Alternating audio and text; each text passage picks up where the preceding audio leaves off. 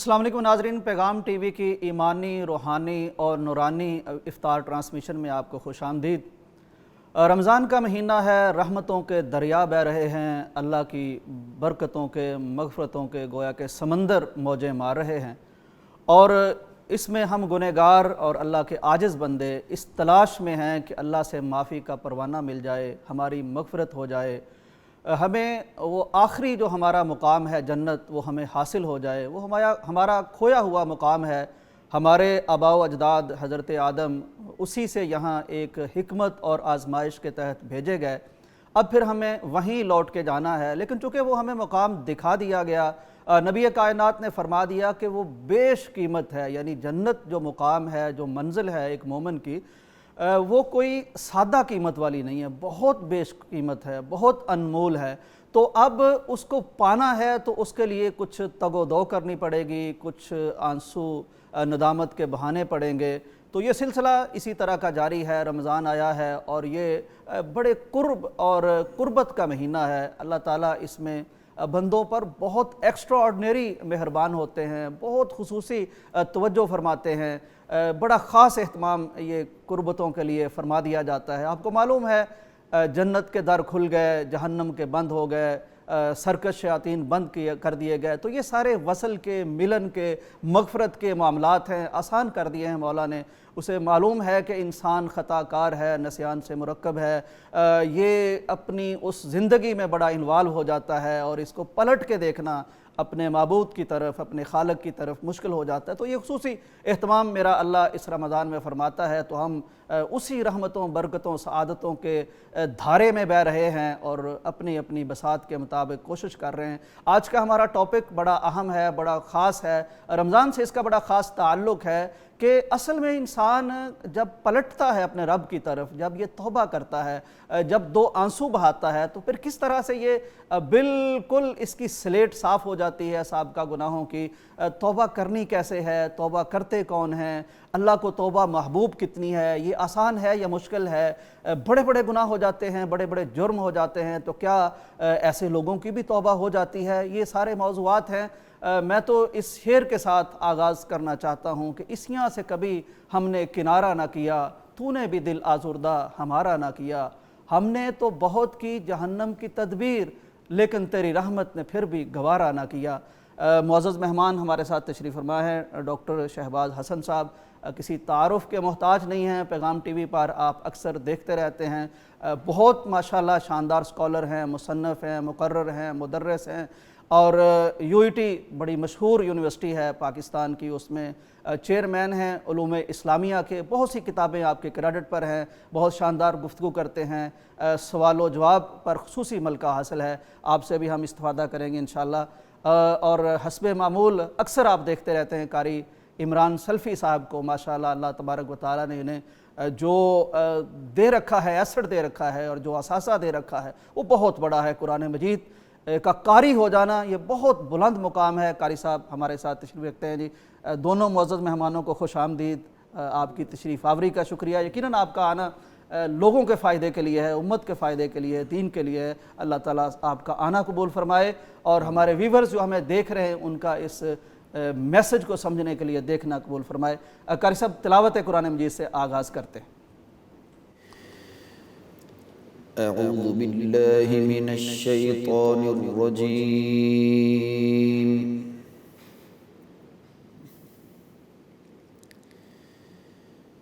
بسم اللہ الرحمن الرحیم،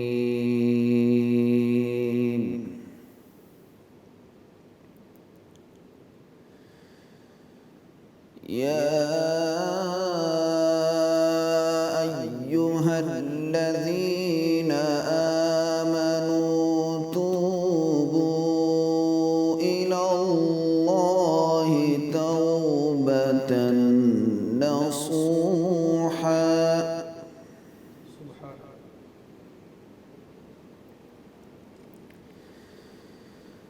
عسى ربكم أن يكفر عنكم سيئاتكم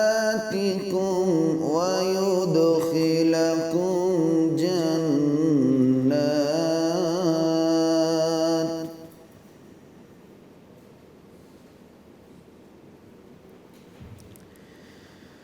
ويدخلكم جنات تجري من تحتها الأنهار يوم لا يخزي الله النبي والذين آمنوا معه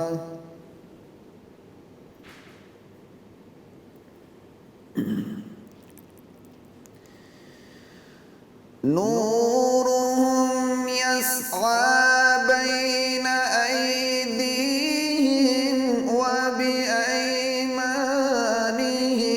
يقولون ربنا أتمم لنا نورنا واغفر لنا إنك على كل شيء قدير. سبحان اللہ.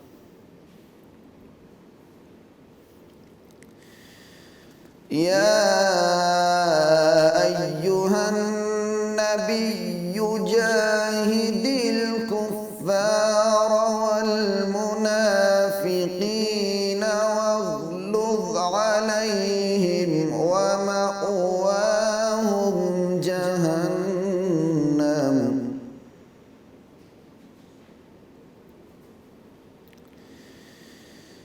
وبئس المصير.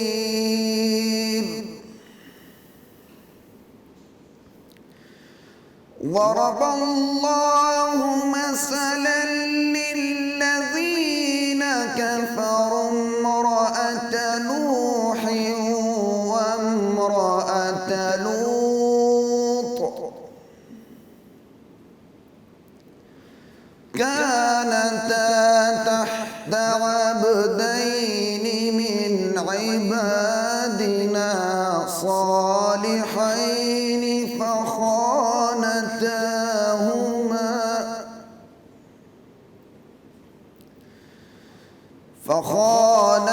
فخانتاهما فلم يغنيا عنهما من الله شيئا وقيل ادخلا النار مع الداخلين.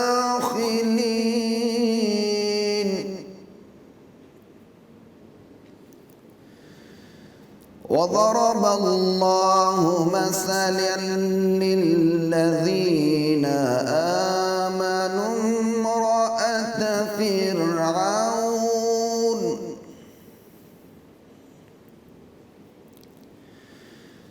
إذ قالت رب ابن لي عندك بيتا في الجنة ونجني من فرعون وعمله ونجني من القوم الظالمين.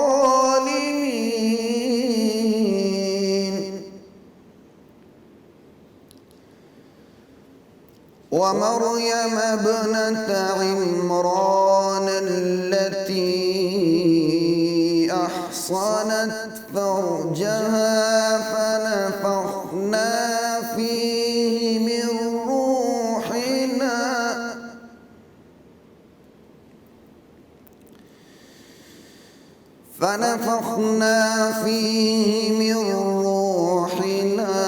وصدقت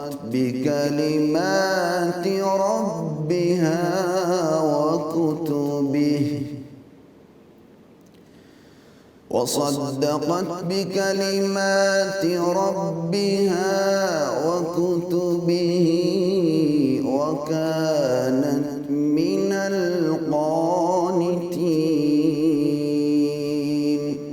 صدق الله العظيم.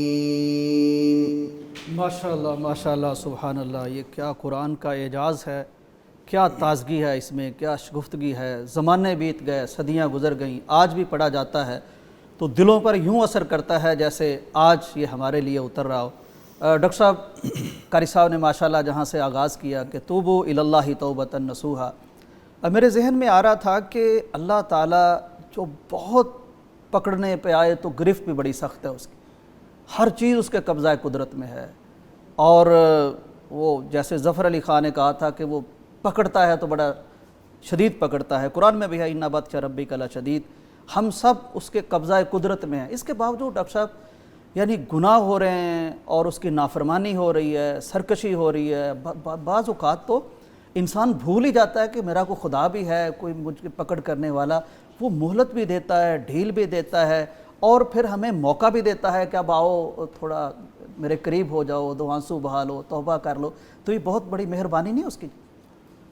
بسم اللہ الرحمن الرحیم۔ اصل میں اللہ سبحانہ و تعالی یہ چاہتے ہیں کہ میرے بندے گناہوں سے محفوظ رہیں، گناہوں سے پاک ہو جائیں اور گناہوں پر دلیر نہ ہوں۔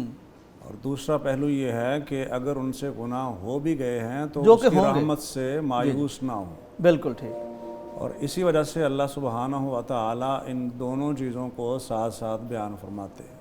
بالکل ٹھیک۔ نبئ عبادی انی انا الغفور الرحیم، میرے بندوں کو بتا دو کہ میں بہت بخشنے والا، سبحان اللہ، بہت رحم کرنے والا ہوں۔ سبحان اللہ، ساتھ ہی فرمایا وَأَنَّ عَذَابِي هُوَ الْعَذَابُ الْعَلِيمُ، اور یہ بھی بتا دو کہ میرا عذاب بھی بڑا دردناک سخت ہے، دردناک ہے۔ آپ قرآن مجید میں دیکھتے ہیں صراط الذین انعمت علیہم بھی ہے، تو ساتھ غیر المغضوب علیہم ولا الضالین بھی ہے، بالکل صحیح۔ دل المتقین بھی ہے، تو ان الذین کفروا سواء بھی ہے۔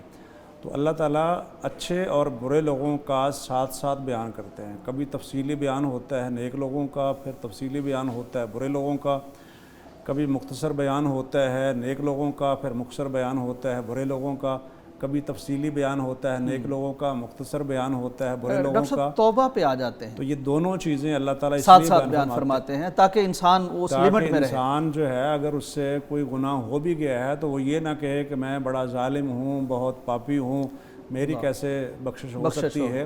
تو اس لیے اللہ تعالیٰ نے دونوں چیزوں کو قرآن مجید میں اکٹھا بیان کیا۔ بلکہ اگر آپ دیکھیں سورۃ مومن کی آیت کریمہ، جس سورت کا دوسرا نام غافر بھی ہے، غافر الذنب وقابل التوب شدید العقاب ذی الطول، یہاں دونوں چیزیں اب ذی الطول درمیان میں ہے، اور پھر اس کے ساتھ غافر الذنب بھی ہے، قابل التوب بھی ہے، اور شدید العقاب بھی درمیان میں اللہ سبحانہ و تعالیٰ نے بیان فرما دیا۔ تو انسان کی ایمانی حالت تبھی بہتر رہتی ہے جب وہ اللہ کے عذابوں سے ڈرتا بھی رہے اور اس کی رحمت کی امیدوار بھی بھی کرے۔ رہے، بالکل صحیح۔ اور اگر غلطی ہوگی ہے تو پھر اس میں یہ نہ کہے کہ میں نے تو بہت ظلم کر لیے۔ ڈاکٹر اس صاحب میں یہ اللہ فرمائیے، سبحانہ و تعالیٰ نے فرما دیا کہ جی جی وہ سب گناہوں کو معاف فرمانے والا ہے۔ بالکل صحیح۔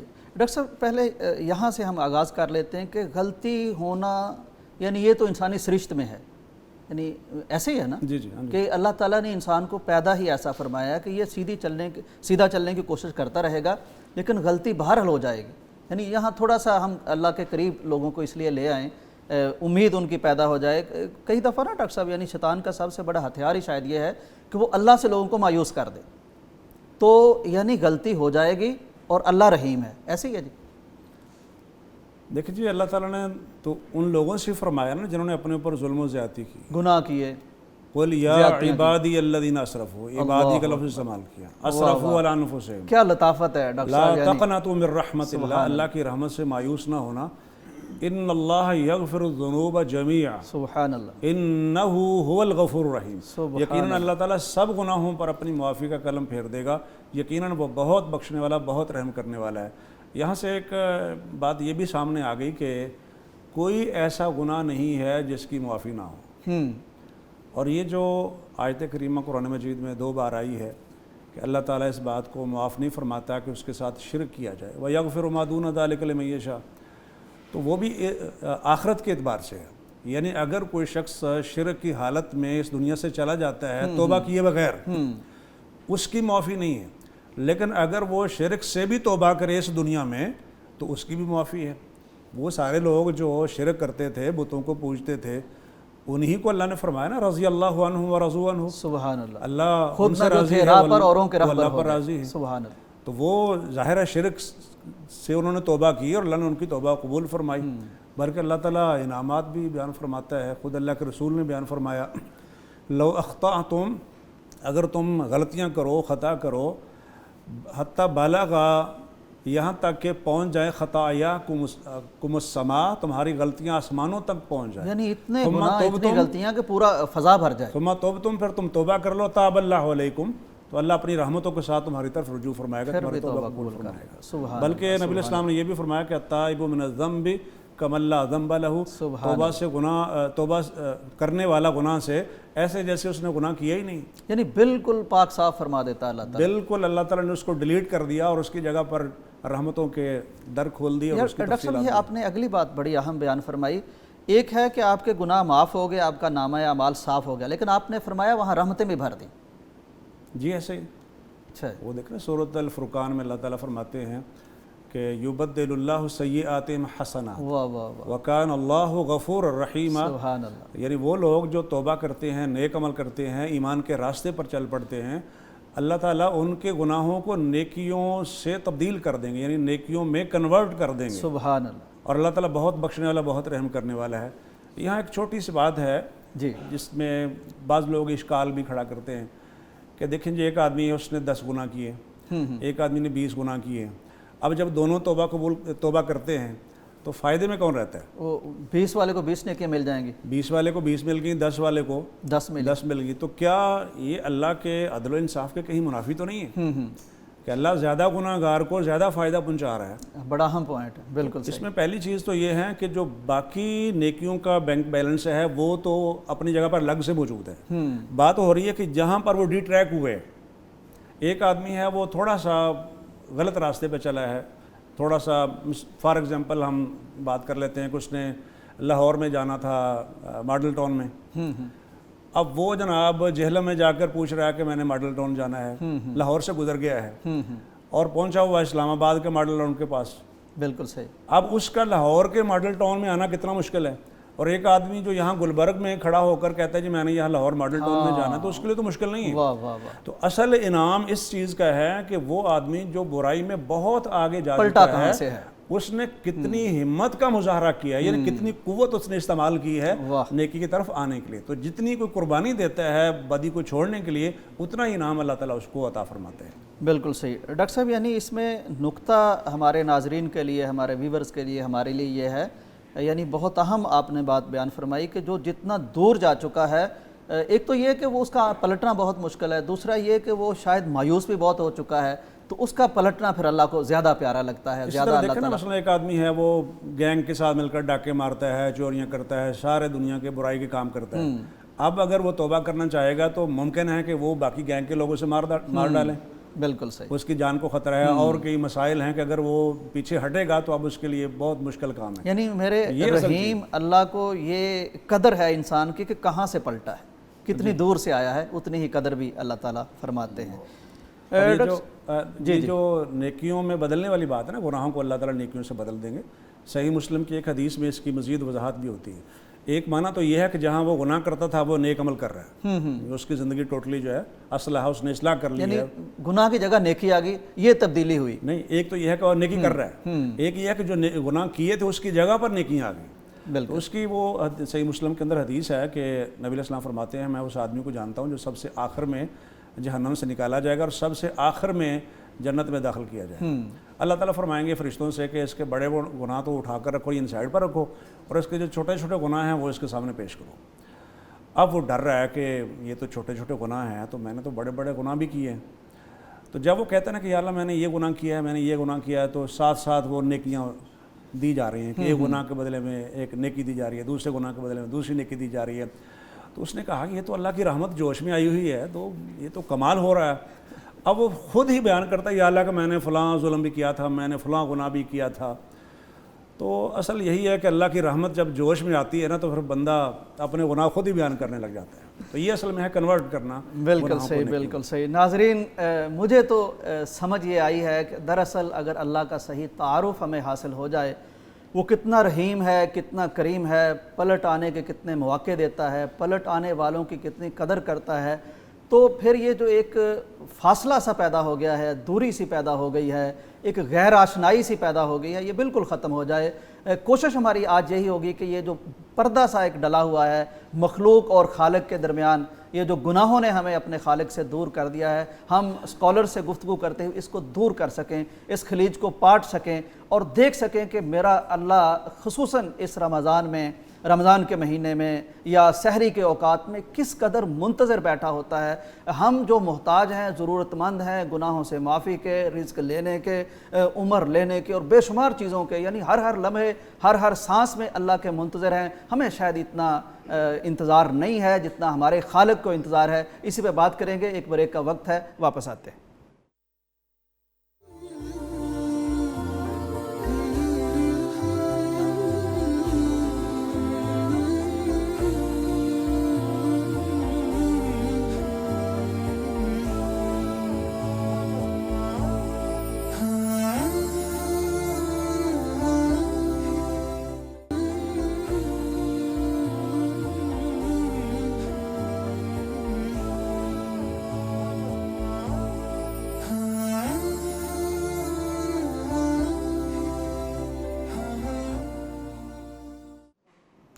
ناظرین ویلکم بیک۔ ماشاءاللہ رمضان المبارک کا مہینہ جاری ہے، اسی طرح پیغام ٹی وی کا خیر کا یہ سلسلہ، خیر کی نشریات کا سلسلہ یہ بھی جاری ہے۔ میں اللہ کا بڑا شکر ادا کیا کرتا ہوں کہ الحمدللہ پیغام ٹی وی جیسے انسٹیٹیوشن، ادارے میڈیا میں موجود ہیں جو بڑی اتھینٹک بات بڑے اچھے انداز سے، بڑے جینوئن اسکالرز کے ذریعے سے پیش کر رہے ہیں۔ الحمدللہ بریک کے بعد ایک خوبصورت اس گلدستے میں اضافہ ہو چکا ہے۔ پروفیسر ڈاکٹر عاصم حفیظ صاحب تشریف لا چکے ہیں، کسی تعارف کے محتاج نہیں، خصوصاً پیغام ٹی وی کے ناظرین کے ہاں ماشاءاللہ علم سے، تعلیم سے، تدریس سے وابستہ ہیں، میڈیا کو پڑھا ہے، آپ پڑھا بھی رہے ہیں، اس پہ ریسرچ پیپر لکھے ہیں اور خاص طور پر اسپیشلٹی جو پروفیسر صاحب کی میں سمجھتا ہوں کہ حالات پر بڑی گہری نظر رکھتے ہیں، اور جو ہی عالم اسلام میں یا عالم مغرب میں یا کہیں بھی دنیا میں کوئی ایسا مسئلہ کھڑا ہوتا ہے، کوئی ایسی خبر آتی ہے جس پر عالم اسلام کو، مسلمانوں کو رہنمائی کی ضرورت ہوتی ہے، تو بروقت آپ نے نام رکھا ہے اپنے کالم کا ذرا سی بات، تو ذرا سی بات کے ذریعے سے بہت بڑی بات لوگوں تک پہنچا دیتے ہیں۔ ویلکم، بہت شکریہ آپ تشریف لائے۔ ڈاکٹر صاحب اس سے پہلے کہ ہم آپ کی طرف آئیں، پروفیسر صاحب کو شامل کرتے ہیں۔ پروفیسر صاحب آپ بتائیے کہ چونکہ میڈیا سے آپ کا تعلق ہے، رمضان کا مہینہ ہے، اس میں میڈیا کی رمضان میں انوالومنٹ کیسی ہے؟ یہ کس طرح سے پازیٹیو رول ادا کر سکتا ہے اور کس طرح سے یہ میڈیا کے ذریعے سے ہم کچھ رمضان کی روحانیت سے دور بھی جا سکتے ہیں؟ آپ کا کیا تجربہ، مشاہدہ؟ اصل میں میڈیا کی جب بھی ہم ڈسکشن کرتے ہیں تو ہمیں غور مطلب اس چیز پہ توجہ دینی چاہیے کہ بیسیکلی تو یہ اکوپمنٹ ہیں اور ایک اچھی ٹیکنالوجی ہے جس نے ہماری زندگیوں کو متاثر کیا ہے، ہم بڑی آسانیاں پیدا کی ہیں، تو یہ دونوں طرف کے لیے ہے۔ مثلا آپ کو ایسے لوگ ملیں گے جو کہیں گے کہ بہت اچھا لگ رہا ہے کہ ہم بہت سے ایسے دروس جو پہلے نہیں سن سکتے تھے، بے شک اب ہم لائیو دیکھ رہے ہیں، چینلز دیکھ رہے ہیں، پروگرامز دیکھ رہے ہیں، کچھ پرانے درس تلاوت کے حوالے سے فائدہ ہوا ہے، حرم کی تراویح دیکھ لیتے ہیں، یعنی آج ہم دیکھیں کہ ہم وہ کیا الجزائر میں کسی قاری صاحب تراویح پڑھتے ہوئے وہ ایک ویڈیو آئی تو وہ ہم نے دیکھ لی، ہمیں اس سے بہت موٹیویشن ملی۔ وہ میں دیکھ رہا تھا جی کہ 2 بلین لوگ ایک ہفتے میں دیکھ چکے ہیں۔ اب یہ میڈیا کے بغیر کیسے ممکن ہے؟ تو اس سے ہم بڑے انسپائرڈ ہیں، بلکہ وہ ایک دعوت کا ذریعہ بن رہی ہے۔ بالکل بالکل۔ تو سوشل میڈیا یعنی مغربی میڈیا نے بھی اس کو اپلوڈ کیا اور اس پہ جو کمنٹس آئے وہ بھی آپ نے دیکھے ہوں گے۔ ہمیں نئے قراء متعارف ہو رہے ہیں، یعنی یہ سوشل میڈیا کرا رہا ہے نا ہمیں، اور بہت سی اچھی چیزیں سیکھنے کو ملی۔ بالکل اسی طرح یہی سوشل میڈیا ہے، تو آپ کو شاید کچھ ایسے لوگ ملیں گے یہاں جن کو آپ محسوس کریں گے کہ وہ اس دوران بیزی ہیں اور کاموں میں، مثلا وہ انہوں نے اپنی روٹین میں چینجنگ نہیں لے کے آئے، وہ سوشل میڈیا پہ اسی پرانی روٹین سے اپنے شوبز کی چیزوں میں یا جو ان کے شوق ہیں اس میں بیزی ہیں، تو شاید ان کے لیے یہ سوشل میڈیا مطلب رمضان میں عبادت کی بجائے یا اپنا فوکس کرنے کی بجائے ان کے لیے شاید مفید نہیں ہے۔ تو ہمیں غور یہ کرنا چاہیے کہ یہ جو میڈیا ٹیکنالوجی ہے یا سوشل میڈیا ہے، یہ ہمارے پاس ایک ایکول اپرچونٹی ہے دونوں طرف کے لیے، ٹھیک ہے. ہم اس کو پازیٹیولی یوز کریں گے تو یہ آپ کو نئے قراء سے متعارف کرائے گا, یہ آپ کے لیے عبادت کا, آپ کے لیے اچھی احادیث جاننے کا, آپ کے لیے ان کو ہم معلومات ری جاننے شیئر کریں, ان کو ہم پوسٹ کریں, آپ احادیث ایسے سے ہیں, کلپ, قرآن کی ویڈیوز ہیں, جیسے پیغام ٹی وی کا پیج ہے بالکل بالکل ماشاءاللہ میں دیکھیں نا آپ کو روزانہ نئے مسائل جاننے کا موقع مل رہا ہے, بہت سی چیزیں سادہ انداز میں سیکھنے کا موقع مل رہا ہے, تو یہ سوشل میڈیا دے رہے ہیں نا. بالکل. اچھا, لیکن اگر آپ اس کا مس یوز کریں گے یا اس کا مطلب بغیر مقصد کے یوز کریں گے تو یہ آپ کا وقت کھا جائے گا. مطلب یہ آپ کا جو وقت عبادت کے لیے تھا, پازیٹیو چیز کے لیے تھا, یہ آپ کے وقت کا نقصان کر دے گا. یعنی پروفیسر صاحب جہاں تک میں سمجھا ہوں, یہ آپ کا رویہ اکوپمنٹ کی طرف یا آلات کی طرف وہ ثابت کرتا ہے کہ وہ چیز آپ کے لیے مفید ہے یا غیر مفید, آپ پہ ڈیپینڈ کرتا ہے. ڈاکٹر صاحب یہ فرمائیے, توبہ کی ہم بات کر رہے تھے, تو ایک یعنی ہمیں یہ بتایا جاتا ہے, اسلامک اسکالر بتاتے ہیں, قرآن مجید کی آیات سے بھی واضح ہوتا ہے کہ اللہ تعالیٰ معافی کو اور توبہ کو پسند فرماتے ہیں. تو کیا اس کا یہ مطلب بھی ہے کہ وہ کوئی غلطی کرے گا تو پھر توبہ کریں گے نا؟ تو غلطی کی گنجائش بھی گویا کہ ہے. اگر سارے نیک ہی پارسا ہی ہوں فرشتوں کی طرح, تو توبہ کیسے کریں گے, اللہ توبہ کیسے پسند کرے گا؟ اسی لیے تو حدیث میں ہے نا, کلو بنی آدم خطا, کلو بنی آدم خطاؤن, ہر تمام بنی آدم جو ہیں وہ خطا کار ہیں. یعنی آدم کی ساری اولاد سے گناہ سرزد ہونا یہ تو لازمی بات ہے. وخیر الخطائین التوابون, واہ. اور خطا کاروں میں سے بہترین وہ ہیں جو توبہ کرنے والے ہیں. مطلب یہ نہیں کہ خطا کی طرف توجہ دلائی گئی ہے یا مطلب حوصلہ دلایا گیا کہ خیر ہے کوئی بات نہیں ہے. یہ کمرے اصل یہ ہے کہ جب ہو جائے تو پھر اگر آپ بار بار توابون, بہت زیادہ توبہ کرنے والے, تو اس چیز کو اللہ تعالیٰ پسند فرماتے ہیں. بلکہ قرآن مجید میں تو یہ ہے کہ اللہ تعالیٰ توبہ کرنے والوں سے محبت کرتا ہے. سبحان اللہ. یحب التوابین, توبہ کرنے والوں سے اللہ تعالیٰ محبت کرتا ہے. اللہم اجعلنا منہم. گویا کہ اللہ تعالیٰ کے محبوب بندے ہیں جو اللہ تعالیٰ کی طرف رجوع کرتے ہیں. اور آیات میں دیکھیں کہ اللہ تعالیٰ قرآن مجید میں فرماتے ہیں کہ افلا یتوبون الی اللہ, یہ اللہ کی طرف رجوع کیوں نہیں کرتے. واللہ یرید ان یتوب علیکم, اللہ تو یہ چاہتا ہے کہ تمہاری توبہ قبول فرمائے. ویرید الذین یتبعون الشہوات ان تمیلوا میلا عظیما, لیکن جو شہوات کے پجاری ہیں وہ چاہتے ہیں کہ تم اللہ سے بہت دور نکل جاؤ, خواہش نفس کے پیچھے لگے. اللہ چاہتا ہے کہ تم اللہ سے دور نہ نکلو, اگر کہیں نکلے بھی ہو تو واپس آ جاؤ. توبہ کا معنی اللہ تعالیٰ کی طرف رجوع کرنا, اور اللہ کا تواب ہونا بندوں کے اوپر اپنی رحمت کے ساتھ رجوع کرنا ہے. بلکہ وہ حیران کن انداز میں ایک چیز نبی علیہ السلام نے بیان فرمائی, صحیح مسلم میں حدیث ہے کہ اللہ سبحانہ و تعالی رات کے وقت میں اپنا ہاتھ پھیلاتا ہے. سبحان اللہ. یبسط یدہ, اللہ اکبر. کس لیے؟ اس کی شان کے مطابق. جس طرح ہے تو بیان نہیں کر سکتے ہیں, لیکن ظاہر ہے یہ بات اللہ کے رسول علیہ السلام نے لوگوں کو سمجھانے کے لیے بیان فرمائی ہے, کیونکہ الفاظ تو سمجھانے کے لیے ہوتے ہیں. جی بالکل. تو فرمایا کہ اگر ہم کسی مخلوق کی بات کر رہے ہوں تو گویا کہ یوں اللہ رات کے وقت ہاتھ پھیلاتا ہے. کس لیے؟ تاکہ جس سے دن کے وقت میں غلطی ہوئی ہے وہ رات کو اللہ کی حضور توبہ کر لے. اللہ اکبر. یعنی اتنا فکر تو گنہگار کو نہیں جتنا اس کے خالق اور مالک کو. اللہ تعالیٰ دن کے وقت اپنا ہاتھ پھیلاتا ہے. اللہ اکبر. تاکہ جس سے رات میں کوئی غلطی ہوئی ہے وہ اللہ کی طرف رجوع کر لے. یعنی بندے جلدی جلدی پاک ہو جائیں, یعنی وہ گناہ دامن میں لیے نہ پھریں. اچھا, یہ جو آفر ہے کب تک ہے؟ بڑی اسی حدیث کے آخر میں یہ بات ہے, حتی تطلع الشمس من مغربها, یہ تب تک اللہ سبحانہ و تعالیٰ کرتے رہیں گے جب تک کہ سورج مغرب سے طلوع نہیں ہو جاتا. قیامت تک. یعنی قیامت کی بڑی بڑی نشانیوں میں سے جو آخری بڑی نشانی ہے وہ سورج کا مغرب سے طلوع ہونا ہے. تو تب تک یہ توبہ کا دروازہ. ڈاکٹر صاحب یہ تو اللہ کی طرف سے تو تب تک ہے, لیکن ایک انسان تو قیامت تک نہیں جیے گا نا. وہ اس لیے حدیث پاک میں آتا ہے کہ اللہ تعالیٰ بندے کی توبہ قبول فرماتا رہتا ہے ما لم یغرغر, یہاں تک کہ اس کے نزع کی کیفیت اس پر طاری نہیں ہوتی. یعنی اس کا آخری وہ جان کنی جو ہے, یعنی روح نکلنا نہیں شروع ہوتی, تب تک اس کے لیے توبہ کا دروازہ کھلا ہے. اور جب روح نکلنا شروع ہو جائے تو اس وقت اس کی توبہ کا دروازہ, یعنی جب تک جسم پر اختیار ہے اپنے اختیار سے توبہ کرے, معافی مانگے. جب بے بس ہو گیا تو اس وقت کی توبہ کو تو فائدہ ہی کوئی نہیں. بالکل صحیح. یہ دعوت ہے نا اللہ تعالیٰ کی.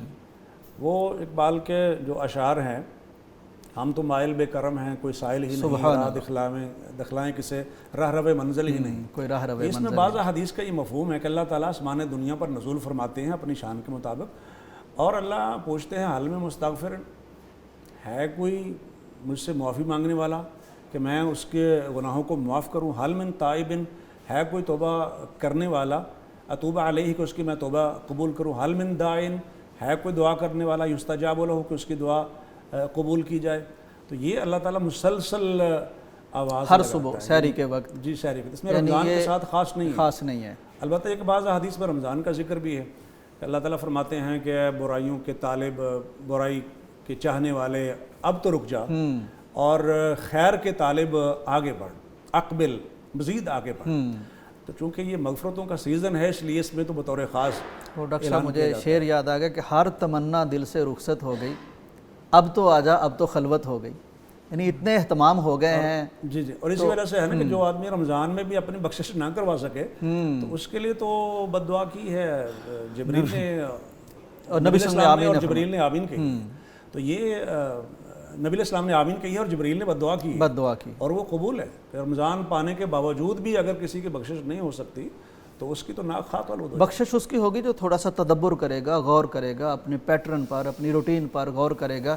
اور ڈاکٹر صاحب آپ فرمائیے سوشل میڈیا کے حوالے سے بھی، اوورآل ہمارے رویوں کے حوالے سے بھی، کہ یہ جو ڈاکٹر صاحب فرما رہے تھے کہ توبہ کیے بغیر چلے جانا تو بڑی زیادہ محرومی ہے. یعنی نورانی فرشتوں کے سردار جبرائیل بد دعا کرتے ہیں اور انسانوں کے سردار، انبیاء کے سردار وہ اس پہ آمین کہتے ہیں. تو بڑا محروم شخص ہے، بڑا بدقسمت شخص ہے. خدا نہ کرے کہ ہم میں سے کوئی ایسا رہ جائے. تو کیسے ہم یہ سوشل میڈیا کی بات ہو یا عام زندگی کی، پلٹے کیسے، اپنی روٹین کو بدلیں کیسے، معمول کو بدلیں کیسے، اپنے آپ کو سمجھائے کیسے کہ اب رمضان ہے؟ دیکھیں ہم اگر ادھر سے بھی بات شروع کریں، بات یہی ہے کہ معاشرہ بدلتا ہے، ٹیکنالوجی بدلتی ہے، لیکن روایات اور جو آپ کے ہاں تعلیمات ہوتی ہیں وہ تو نہیں بدلتی نا.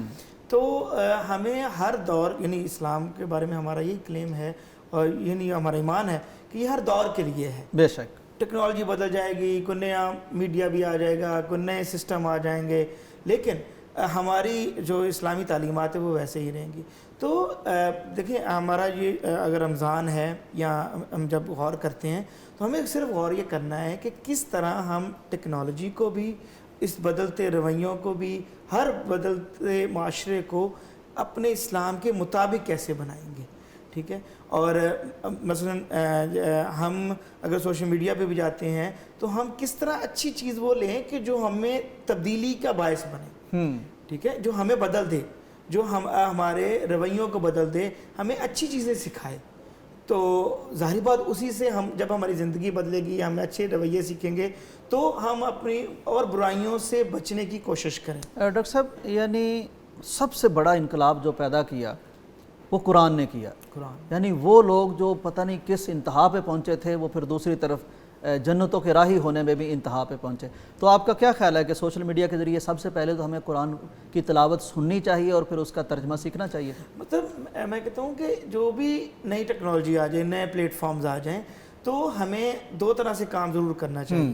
ایک یہ ہے کہ اس پلیٹ فارم سے جھجکنے کی بجائے، جیسے ہم نے یہ بڑی اہم بات ہے کہ مطلب یہ چینلز وغیرہ آئے تو ہمارے یہاں تھوڑی سی نا یہ دیر سے آئے ہم اس طرف کہ اپنے چینلز بنانے، اپنے نیٹ ورک بنانے، اس میں دے. سب سے پہلی بات تو یہ ہے کہ مسلمان کو چاہیے کہ وہ تیزی سے اس ٹیکنالوجی کو اڈاپٹ کریں. اقبال نے بڑی خوبصورت بات کی اس والے سے کہ آئینے نو سے ڈرنا، طرز کہن پہ اڑنا، منزل یہی کٹھن ہے قوموں کی زندگی میں. تو یہ بڑا ایک کیفیت بنتی ہے. تو یہاں آپ فرماتے ہیں کہ جھجکنا نہیں چاہیے، ہر نئی چیز کو قبول کر لینا چاہیے اور پھر اس ٹیکنالوجی کو اپنے دین کے مطابق، اپنی تعلیمات کے مطابق اور سیرت اور قرآن اور حدیث کی روشنی میں تبدیل کرنے کے لیے کوشش کرنی چاہیے.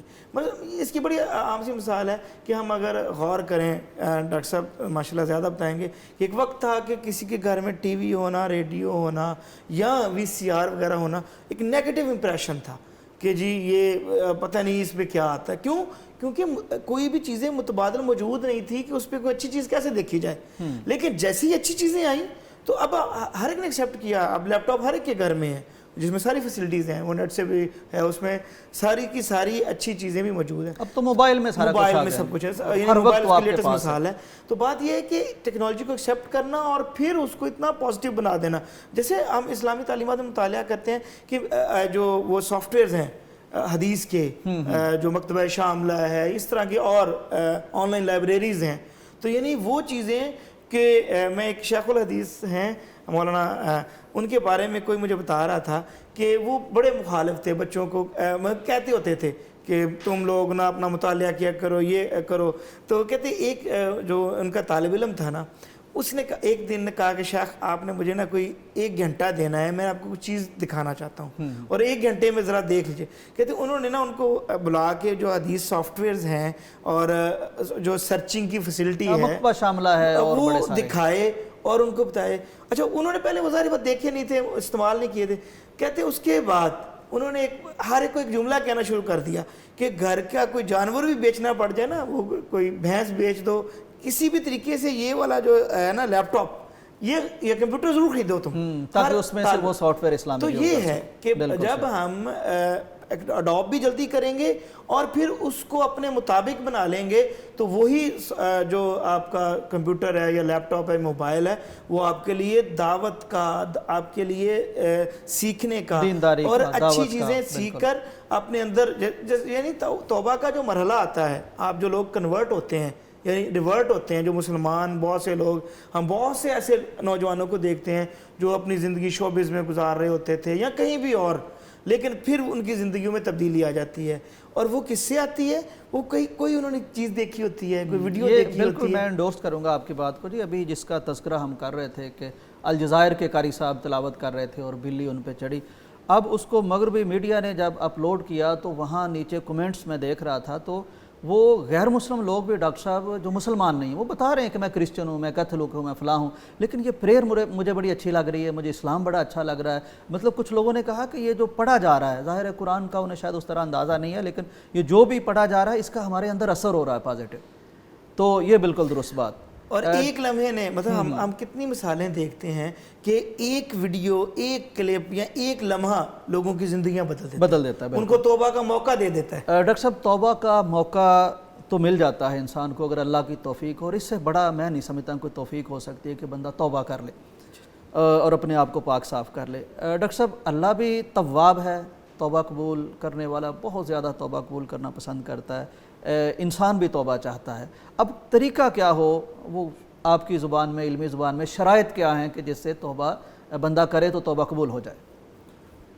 پہلی چیز تو یہ ہے کہ شاید توبہ کا لفظ ہم جب بولتے ہیں تو کچھ لوگ یہ سمجھتے ہیں کہ پتہ نہیں یہ کتنا مشکل کام ہے، اس کے لیے کتنے جتن کرنے پڑیں گے یا کیا کچھ کرنا پڑے گا. یہ عام طور پر ذہن میں لوگوں کے آتا ہے. حالانکہ یہ سیکنڈز کی بات ہے. اللہ اکبر، اتنی جلدی اللہ مان جاتا ہے. سیکنڈز کی بات ہے، یعنی آپ 2-4 سیکنڈ کہیں تو شاید کافی ہے. سبحان اللہ. یعنی اس میں سب سے پہلا کام تو یہ ہے کہ جو آپ نے پہلے گناہ کیا ہے اس پر آپ کو شرمندگی ہو. التوبہ تو الندم، کہ آپ یہ سوچ رہے ہیں کہ وہ مجھ سے غلطی ہو گئی، اور اس وقت تو آپ وہ کام نہیں کر رہے ہیں جب آپ یہ توبہ کرنا چاہتے ہیں. اس کام کو چھوڑ دیں، یعنی کہ وہ کام ترک کر دیا، اور اس وقت یہ ارادہ کر لیں کہ آئندہ زندگی میں کبھی یہ کام نہیں کرنا. ٹھیک ہے، یعنی توبہ قبول ہو گئی، ندامت ہو، اس کام کو چھوڑ دے اور آئندہ نہ کرنے کا ارادہ کرے، توبہ ہو گئی تو اس کی توبہ. اس کے لیے آپ دیکھیں کتنا ٹائم چاہیے، کچھ بھی نہیں، یہ چند سیکنڈز کی بات ہے. اچھا، اس میں ایک چیز یہ ہے کہ جب وہ توبہ کر رہا ہے اس وقت اس کے ذہن میں ہے کہ میں نے یہ کام نہیں کرنا، لیکن انسان ہے کہیں ہو گیا تو پھر توبہ اللہ قبول فرما لیں گے. لیکن اس وقت اگر وہ سوچ رہا ہے کہ پھر کر لوں گا، اس وقت توبہ کر لوں، تو پھر تو میں سمجھتا ہوں کہ اللہ تعالیٰ خالص ہی نہیں ہے نا. بالکل، یہ اللہ تعالیٰ کے ساتھ مذاق. اس میں ایک چوتھی شرط بھی ہے یعنی توبہ کے لیے، جب گناہ کا تعلق حقوق العباد سے ہو. مطلب کسی کے پیسے دینے ہیں تو بندہ توبہ اللہ سے کر کے بیٹھ گیا، اس کو پیسے نہیں دے رہا. اب وہی نا، وہ مال دبا کے بیٹھا ہوا اور توبہ کر رہا ہے، یا کسی کی زمین دبا کے بیٹھا ہے، یا بہنوں کو حق نہیں دے رہا، یا بھائیوں کو حق نہیں دے رہا. اسی لیے حدیث میں ہے کہ جس کے ذمے کسی کا کوئی حق ہو تو اس کو یہیں پر اس کی معافی تلافی کروا لے، اس لیے کہ وہاں قیامت کے دن تو مال و دولت والا معاملہ نہیں ہوگا، وہاں تو نیکیاں ہوں گی، نیکیاں دینی پڑیں گی. وہاں انسان کے پاس مال تو نہیں ہوگا. تو اس لیے اگر کسی نے کسی کا حق غصب کیا ہے تو وہ حق واپس کرنا، کسی کی دل آزاری کی ہے اس سے معافی مانگنا، اس سے معذرت کرنا، وہ معاملہ وہاں سے کلیئر کروانا یہ ضروری ہے. شرط یہ ہے کہ وہ ممکن ہو. ٹھیک ہے. اب بعض دفعہ کو بندہ ہے موجود ہی نہیں دنیا میں، چونکہ عام طور پر جب ہم بیان کرتے ہیں تو چیزیں جو لکھی ہوتی ہیں وہ بیان کر دیتے ہیں، لیکن بعض چیزیں ممکن نہیں ہوتی. مثال کے طور پر ایک بندے کے ساتھ آپ نے کوئی زیادتی کی ہے, کوئی اونچ نیچ ہو گئی, اس کو مثال کے طور پر آپ نے گالیاں دے دیں, اب وہ بندہ فوت ہو چکا ہے, اب آپ جا کے معافی نہیں مانگ اب سکتے, سارا ممکن نہیں. یا یہ کہ آپ کسی سفر میں تھے, وہاں کسی آدمی کے ساتھ کوئی اونچ نیچ ہو گئی, اجنبی نا واقف, اس کے بعد ہم یہ تو نہیں کہہ سکتے کہ شاید ناممکن ہے, لیکن انتہائی مشکل ہے کہ بندہ کہاں گیا تھا, کہاں کا رہنے والا تھا, اس سے کیسے ملاقات ہو, یہ ممکن نہیں ہے. اسی طرح ایک آدمی ہے, اس نے کسی کا مال چرایا, لیکن اب وہ کنگال ہے خود, اس کے پاس ہے ہی نہیں, اب وہ توبہ کرنا چاہتا, تو اب یہ نہیں ہے کہ اس کے پاس چونکہ مال نہیں ہے لہذا اس کی توبہ قبول نہیں ہوگی. تو اگر ممکن ہو تو پھر ضرور اس کو چاہیے کہ وہاں سے تلافی کروائے. تو پھر یہ چوتھی شرط ہے جب گناہ کا تعلق حقوق العباد سے ہو. اور اس میں قرآن پاک کی آیتیں ہیں اپنا شہر, قرآن پاک کی آیتیں ہیں اس حوالے سے, یعنی ایسے گناہ جو حقوق العباد سے تعلق رکھتے ہیں اور ایسے لوگوں کی جنہوں نے یہ گناہ کیا ان کے اللہ توبہ قبول فرماتے ہیں. باقاعدہ گناہوں کا ذکر کر کے اللہ نے فرمایا کہ اللہ ان کی توبہ قبول فرماتے ہیں. صحیح. تو یعنی اگر کوئی اس طرح کا معاملہ ہے تو اللہ سے معافی مانگ لے یا کچھ اور بھی کر لے. فرض کریں اگر کسی کے پیسے دبائیں, کو صدقہ کر دے یا اس طرح. چلیں ہم اس کے اور مثال ایک دے لیتے ہیں. کسی بندے کو قتل کر دیا, ہاں, اب مقتول سے تو معافی مانگنے سے ہو رہا نا, تو اب قاتل کی توبہ کیسے قبول ہوگی؟ یہ تو کنفرم ہے, جیسے کہ حدیث کے اندر بھی ہے کہ ایک آدمی نے 99 بندے قتل کیے تھے اور اس کی بھی اللہ نے توبہ قبول فرما لی. اس کا تعلق حقوق العباد سے ہے. لیکن بات یہ ہے کہ یہ پھر اللہ تعالیٰ حساب برابر کیسے کریں گے؟ تو حافظ ابن کثیر رحمۃ اللہ علیہ نے سورۃ النساء کی تفسیر میں یہ بات لکھی ہے کہ اللہ تعالیٰ مقتول کو اپنے فضل و کرم سے خوش کر دیں گے اور قاتل کو معاف کر دیں گے. یعنی اللہ اگر کسی ایسے بندے کو جس نے ایسا گناہ کیا جس کا تعلق حقوق العباد سے ہے معاف کرنا چاہتا ہے اور وہ توبہ کرنا چاہتا ہے یا اسے معافی دینا چاہتا ہے, تو اپنے فضل و کرم سے اللہ تعالیٰ جس کی حق تلفی ہوئی ہے اسے راضی کر دیں گے, اور جس نے زیادتی کی ہے اسے اللہ تعالیٰ معاف کر دیں گے. ڈاکٹر صاحب ایک بڑی خطرناک بات یہاں سے میرے ذہن میں آ رہی ہے کہ فرض کریں ایک تو ہے حقوق اللہ کا معاملہ, اس میں اللہ سے بندے کا تعلق ہے براہ راست, ایک ہے حقوق العباد جس کی آپ بات کر رہے ہیں, تو اس میں انسان بھی انوالو ہو جاتا ہے. فرض کریں ایک شخص یہ 99 قتل والی بات سن کے وہ سمجھتا ہے کہ فلاں میرا دشمن ہے, پہلے اس کو تو ختم کروں اس کے بعد توبہ کر لوں گا, تو اس نیت سے گناہ کرنے کا دروازہ نہیں کھلتا.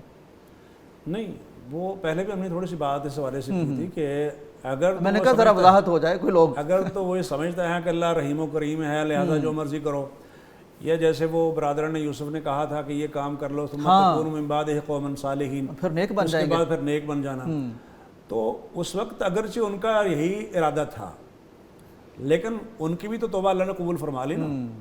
تو اس لیے کہنے کا مطلب سر یہ ہے کہ گناہ جب ہو چکا ہے تو اس کے بعد پھر اللہ کی طرف رجوع کرنے میں دیر نہیں لگانی چاہیے. اب یہ نہیں کہنا چاہیے کہ چونکہ میں پہلے یہ سوچ رہا تھا, اور تو اصل یہ ہے کہ اللہ کے عذابوں سے ڈرنے کی بات بھی اسی لیے تو کی جاتی ہے نا کہ اللہ کے عذابوں سے ڈرتے رہیں, اس کی نافرمانی سے بچتے رہیں. لیکن پھر بھی اگر نافرمانی ہو گئی ہے تو فوراً اللہ تعالیٰ کی طرف رجوع کر لیں. یعنی مایوس ہو کے بیٹھ نہ رہے, کچھ بھی ہو گیا ہے توبہ کرے, مغفرت اللہ سے مانگے, معافی مل جائے گی اللہ سے.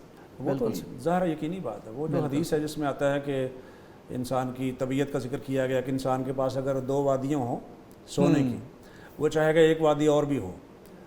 مطلب یہ کہ عام طور پر آدمی چاہتا ہے 1 لاکھ تنخواہ ہے تو چاہے گا کچھ اور ہو جائے, تو عموماً یہی ہے. تو ہمارے علماء اکثر و بیشتر اس حدیث کو بیان کرتے ہیں, لیکن حدیث کا جو آخری حصہ ہے اس کو اکثر و بیشتر شاید سمجھتے ہیں کہ موضوع پورا ہو گیا ہے یا بات دوسری چل رہی ہے دنیا کی مذمت میں, تو وہ اس کو بیان نہیں کرتے ہیں. ٹھیک, اس حدیث کے آخر میں ہے وَيَتُوبُ اللَّهُ عَلَى مَن تَابَ. ہاں, اللہ اس بندے کی توبہ قبول فرماتا ہے جو اللہ تعالیٰ کی طرف رجوع فرماتا ہے, کرتا ہے.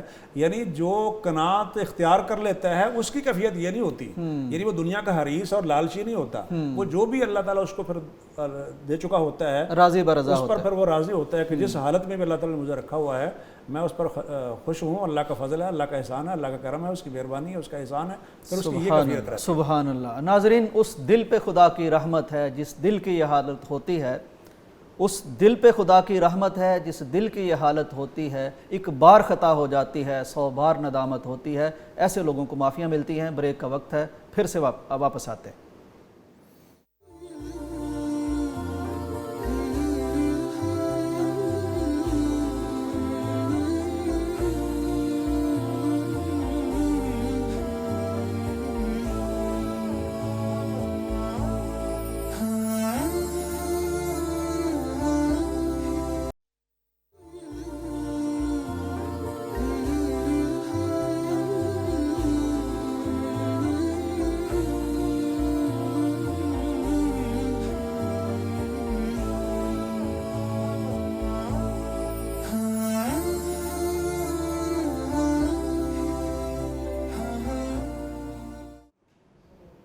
नाजरीन वेलकम बैक। रमज़ान का महीना, इफ्तार ट्रांसमिशन, दुआओं की कबूलियत का वक्त, अफ्तारी की तरफ वक्त बढ़ता जा रहा है और जो करीब चला जाएगा तो अल्लाह के यहाँ दुआएं कबूल होने का मरहला करीब आता जाएगा। बहरहाल रोज़ेदार तो जब भी दुआ करता है अल्लाह तबारक व तआला उसे सुनता है। तौबा हमारा मौजू है, गुनहगार लोग हैं, अल्लाह ताला माफ़ करने वाला है। तो ये सिलसिला जारी है। इस प्रोग्राम की एक खूबसूरत बात यह है कि इसमें हर रोज़ आपको एक बहुत शानदार और ख़ूबसूरत किसी न किसी किताब का तारुफ़ करवाया जाता है। नाज़रीन, आज जो किताब आपके सामने पेश करने की सआदत हासिल कर रहा हूँ वो अपने मौजू पर बड़ी मुनफरद और उछूती किताब है। इस्लाम बहुत वसी है, एक बहर बेकरां है, सारी ज़िंदगी भी इंसान सीखता रहे तो इसका पूरा दर्क हासिल नहीं कर सकता। हर स्कॉलर, हर आलिम यही कहेगा कि मैं बस कुछ इल्म जानता हूँ, लेकिन अगर कोई शख्स चाहता है, कोई स्टूडेंट हो, कोई बड़ा हो, कोई बच्चा हो, कोई किसी भी क्लास में पढ़ने वाला हो, उर्दू जानता हो, वो चाहता हो कि इस्लाम का मुकम्मल तारुफ़ किसी किताब में उसे हासिल हो जाए, एक ख़ुलासा उसे मिल जाए, तो उसे इस किताब को पहली फ़ुर्सत में ले लेना चाहिए। मिनहाजुल मुस्लिम, यानी एक मुसलमान का मिनहाज क्या है, उसका मकसद, उसका मिशन इस किताब में, यानी मैं ये समझता हूँ कि तलाक़ के मसाइल हों, निकाह के मसाइल हों, वरासत के मसाइल हों, आइली ज़िंदगी के मसाइल हों, फैमिली के साथ किस तरह से ज़िंदगी गुजारनी वो मसाइल हों, पूरे अहकाम व मसाइल। बहुत शानदार मुसन्नफ़ हैं अबू बकर अल जज़ायरी, बहुत मशहूर किताब है और सोने पे सुहागा इसको छापा है दारुस्सलाम ने। और दारुस्सलाम जब कोई किताब छापता है तो वो किताबों की सरदार बन जाती है। बहुत हसीन, बहुत खूबसूरत, मवाद के एतबार से, मतन के एतबार से, प्रेजेंटेशन के एतबार से और पब्लिशिंग के एतबार से, तो ये हर घर में किताब ज़रूर होनी चाहिए। ये आप किसी गैर मुस्लिम को देना चाहें कि इस्लाम क्या है तो आप ये दे देंगे तो इंशाल्लाह उसे मालूम हो जाएगा इस्लाम किसे कहते हैं। प्रोग्राम में वापस आते हैं जी गुफ्तगू की तरफ। डॉक्टर साहब ये फरमाइए कि तौबा पे हम बात कर रहे हैं, अल्लाह की तरफ रुजू करना, अल्लाह को तौबा पसंद भी है, लोग तौबा करना भी चाहते हैं। तो कुछ लोग डॉक्टर साहब ये भी समझते हैं कि यानी ये एक हमारे अंदर शायद मुख्तलिफ़ चीज़ें आती रहती हैं, वो शैतान की तरफ से या हमारे अपने नफ्स की तरफ से, कि ये मौलवी डराते ही रहते हैं, इनका काम ही है, अल्लाह बड़ा रहीम है, गफ़ूर है, करीम है, उसने हमें नहीं माफ़ करना तो किसे करना है। तो ये सोच भी पाई जाती है और फिर इसके साथ मिला ये भी लेते हैं कि ये कोई उम्र है अभी तौबा की, अभी तो वो बाल सफ़ेद होंगे, वो आखिरी कोई नकारा आएगा, कुछ फिर करेंगे तौबा। ये रवैया कैसा है? देखिए जी, बात यह है कि आखिरी नकारे का तो किसी को इल्म नहीं है, कब आ जाए। उसके लिए कोई ये नहीं है कि आदमी बूढ़ा हो तो फिर ही फौत होता है। बचपन में फौत हो सकता है, जवानी में हो सकता है, बुढ़ापे में तो ज़ाहिर अल्लाह के पास उसने जाना ही होता है। तो पहली चीज़ तो ये है कि आदमी को गारंटी नहीं है कि उसकी ज़िंदगी बाकी है या नहीं। इसलिए ये सोचना कि बाद में तौबा कर लेंगे, बाद की गारंटी नहीं है कि बाद है भी या नहीं है। अल्लाह अकबर। तो इसलिए इस उम्मीद के साथ गुनाह करना ये हम समझते हैं कि इस्लाम के मिजाज के मुताबिक नहीं है। और वो लोग जो अल्लाह ताला की ज़ात के साथ झूठी उम्मीदें कायम करते हैं, यानी ये झूठी उम्मीदें, झूठी उम्मीद है ना, करना कुछ भी नहीं है, अल्लाह बहुत गफूर रहीम है, पढ़नी नमाज भी नहीं है, रोज़ा भी सब कुछ अल्लाह पे डाल दिया। हाँ जी, तो अल्लाह बहुत गफूर रहीम है, तो इसीलिए तो उसने अल्लाह गफूर रहीम ने साथ ये भी तो बताया ना कि शदीदुल इक़ाब भी है, उसका एक तरीका भी है, यानी वो फ़ौरन गिरफ्त भी कर लेता है। ठीक है, उसकी मेहरबानी है कि उसने बंदों को मोहलत दी हुई है, अल्हम्दुलिल्लाह। और अगर वो मोहलत ना दे तो ज़मीन पर कोई भी चलने फिरने वाला बाकी ना हो। तो अगर मखलूक़ात ज़मीन के ऊपर चल रही है नाफरमानियों के बावजूद, बगावतों के बावजूद, तो ये अल्लाह का हिल्म है, उसका हौसला है, उसने मोहलत दी हुई है। लेकिन साथ उसने ये भी बयान फरमाया कि जो लोग नाफरमानी करते हैं, गुनाह करते हैं, उनको अगर मैं मोहलत दे रहा हूँ तो ये उनके लिए बेहतर नहीं है। इन्नमा नुमली लहुम लियज़दादू इस्मा, अल्लाह अकबर। ये तो मोहलत इसलिए है ताकि गुनाह में और आगे बढ़ जाए वो, यानी वो गुनाह करके देख लें, और उसके बाद फिर जब अल्लाह ताला की तरफ से पकड़ आती है तो उन्हें अंदाज़ा नहीं होता कि कहाँ से अल्लाह की तरफ से गिरफ्त आ गई। सनस्तदरिजुहुम मिन हैथु ला यअलमून, अल्लाह अकबर।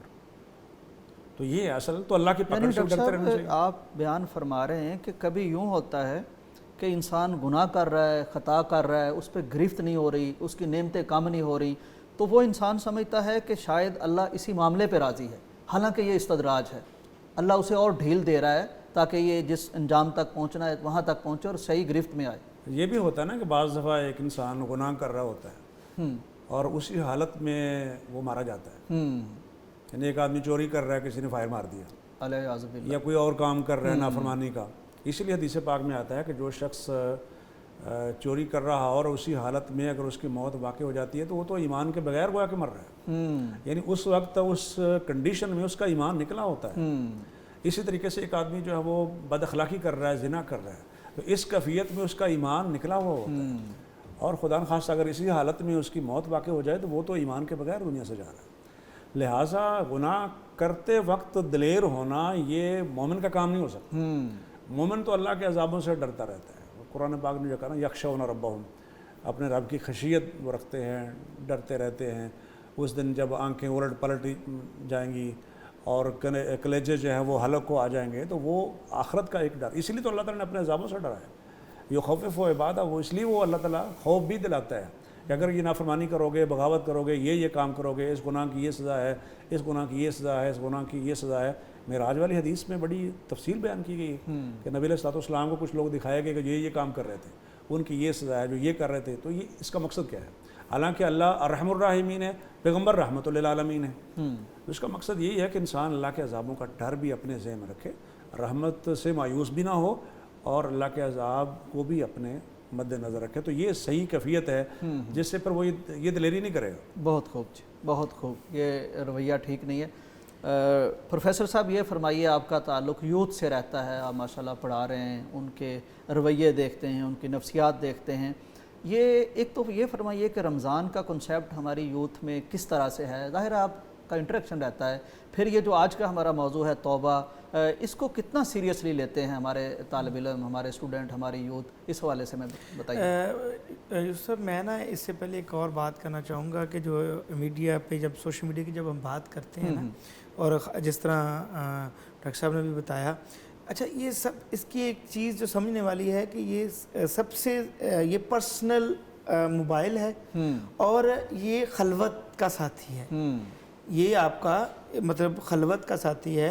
बाज़ औक़ात शायद आप लोग नहीं देख रहे होते, लेकिन आप खलवत में ही, आप अपनी तन्हाई में ही गुनाह या सवाब या कोई भी बाज़ औक़ात कोई जुर्म तक भी कर रहे होते हैं जब इसको यूज़ कर रहे हैं। यानी बहुत ये मोमेंट ख़तरनाक हो जाता है। हाँ बिल्कुल, जब आप हैं, मोबाइल है, तन्हाई क्योंकि अभी तज़किरा हो रहा था कि बंदा गुनाह करता जाता है और उसी में मतलब आगे मसरूफ़ बढ़ता होता जाता है, दिल से होता जाता अच्छा, है। ये ख़ासकर जब हम इसके देखते हैं कि जो हम मीडिया यूजेज या स्क्रीन यूजेज देखते हैं, इसमें आप बाज़ औक़ात ऐसी चीज़ें देख रहे होते हैं और उनमें मगन होते कम हो हैं जाती है कि जो कि गुनाह है, और लेकिन आप उसमें मगन होते हैं। तो ये यानी तन्हाई जो है ना, तन्हाई यानी तन्हाई का, आपका तन्हाई को कैसे गुजारना, तन्हाई का पाक होना, तन्हाई का गुनाह से पाक होना, ये आज के दौर का बड़ा मसला है। क्योंकि इसने बढ़ा दिया है ना। पहले आपकी आमतौर पर ज़िंदगी इज्तिमाई थी, आप घर में थे, आपकी रूटीन में कोई देख रहा है, मतलब आप खेलते हैं या कहीं और। पहले आप तन्हा थे तो तन्हा थे, अब आप तन्हा हैं तो तन्हा नहीं है। मोबाइल की आप ज़ाहिर तन्हा नहीं हैं, आप कुछ भी देख रहे हैं। आप तो इवन क्या कहते होते हैं कि आपके बिस्तर के अंदर भी आपकी एक्टिविटी इस्तेमाल हो रहा है। अच्छा, ये एक बड़ी चीज़ है कि हम इस सोशल मीडिया में जब मगन हो जाते हैं तो तब हमारे लिए, अगर हम देखें ना, तो हमारी ज़िंदगी के वो हम उससे मोटिवेट हो सकते हैं, जो कि नेगेटिव चीज़ें हैं, जो कि मतलब गुनाह की चीज़ें हैं, वो ज़्यादा आती हैं ना आपके पास, वो ज़्यादा जो है ना प्रमोट की जाती हैं। तो यूथ के लिए या इस बहस जो इस आज के मौजू से रेलिवेंट बात यही है कि हमें मीडिया यूजेज में, ख़ासकर सोशल मीडिया यूजेज में ये देखना है कि कहीं हम ऐसी एक्टिविटीज़ में मगन तो नहीं हो गए कि जो कि हमारे गुनाहों में इजाफे का बायस। रमज़ान बेहतरीन रिमाइंडर है ना, और इसमें हम अपनी रमज़ान ख़ासकर हमें ये मौका देता है कि हम रुक जाएं, यानी वो चीज़ें जो हम पहले देख रहे थे, वो एक्टिविटीज़ या उस सोशल मीडिया का यूजेज जो हम पहले कर रहे थे, उससे रुकें और अपने आप को, अपनी इस खलवत को, अपनी इस तन्हाई को पाक करने की कोशिश करें।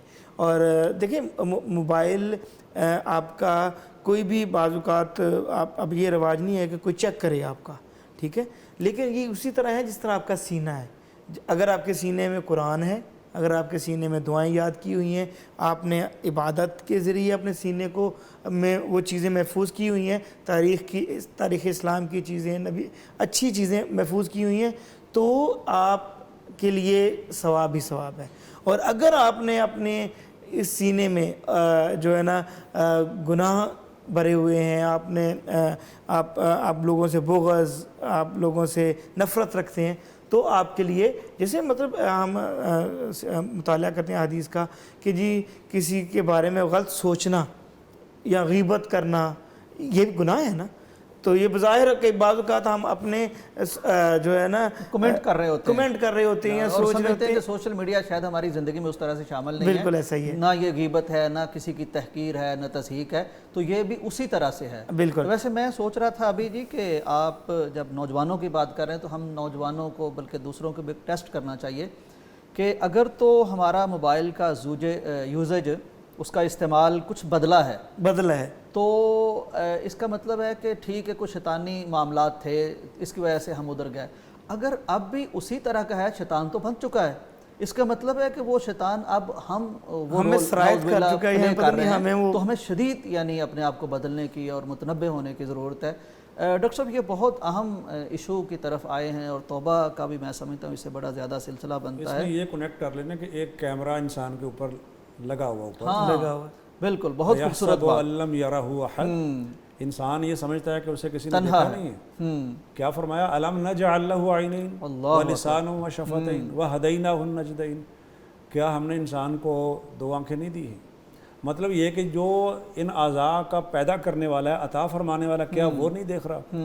روزے کی آپ بات کر رہے تھے, کنیکٹ کر رہے تھے, اسی لیے تو کہا گیا نا کہ الصوم لی وانا اجزی بہ, کہ کوئی دنیا کی طاقت اگر کوئی بھی نہ دیکھ رہی ہو تو اللہ تعالیٰ تو پھر بھی اس وقت بھی وہ دیکھ رہا ہو. اللہ دیکھ رہا ہے. تو انسان کو یہ دھیان رکھنا چاہیے کہ آپ خلوت میں ہیں, بستر کے اندر ہیں, گھر میں ہیں, کوئی دیکھ رہا ہے نہیں دیکھ رہا, لیکن اللہ سبحانہ و تعالیٰ تو ہمہ وقت دیکھ رہے ہوتے ہیں. اور یہ تصور جتنا زیادہ مضبوط ہوگا, ابھی ہم نوجوانوں کی بات کر رہے ہیں, اللہ کی محبت جتنی زیادہ نوجوانوں کے دلوں میں ڈال دی جائے گی, تو محبت اور عبادت کا مزہ ہی کچھ اور ہے. ان کا موبائل چیک کرنے کی آپ کو ضرورت نہیں ہے, وہ کہاں جا رہے ہیں اس کی بھی شاید اتنی ضرورت نہیں ہوگی. جب ان کے اندر یہ احساس آ جائے, یہ تصور آ جائے کہ میرا خالق, مالک, محسن, رب, حقیقی جو ہے رب کریم, وہ تو مجھے دیکھ رہا ہے, میں تو اس کے سامنے ہوں, اور کوئی چیز ذرہ بر بھی اس سے اوجھل نہیں ہو سکتی. یوسف, میں ایک چیز ایڈ کرنا چاہوں گا کہ دیکھیں آج کل بہت اس چیز کا چرچا بھی ہے, آرٹیفیشل انٹیلیجنس آ رہی ہے جی, چیٹ GPT آ رہی ہے, بہت سی چیزیں. اچھا, ہم دیکھتے ہیں کہ یہ آرٹیفیشل انٹیلیجنس بیس کس پہ کر رہی ہے.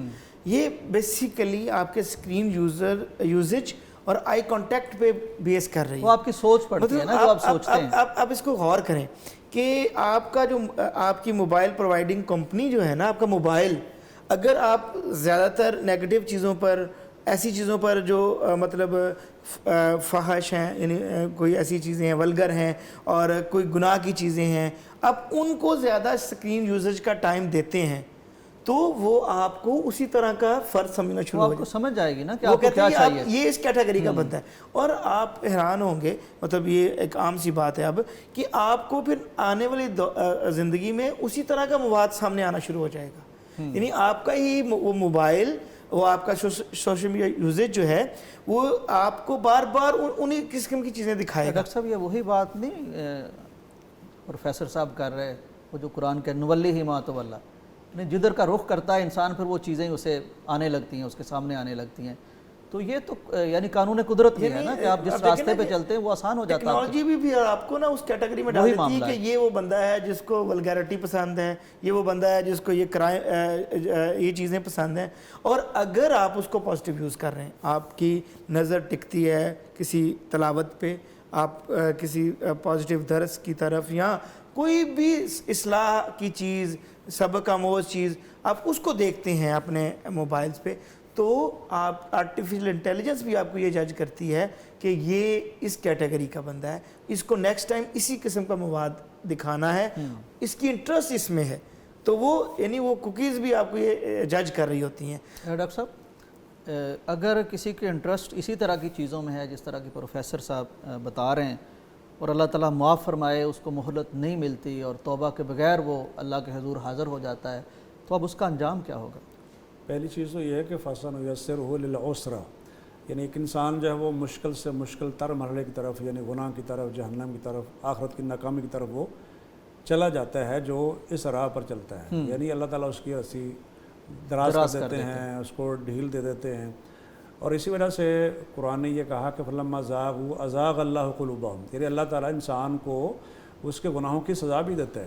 دل ٹیڑھے ہو اس میں جاتے یہ ہیں. نہیں کہہ سکتے کہ جب اللہ تعالیٰ نے مہر لگا دی تو اس میں ہمارا کیا قصور ہے. ہمارا قصور یہ ہے کہ ہم نے اپنے ارادے اختیار کو غلط استعمال کیا.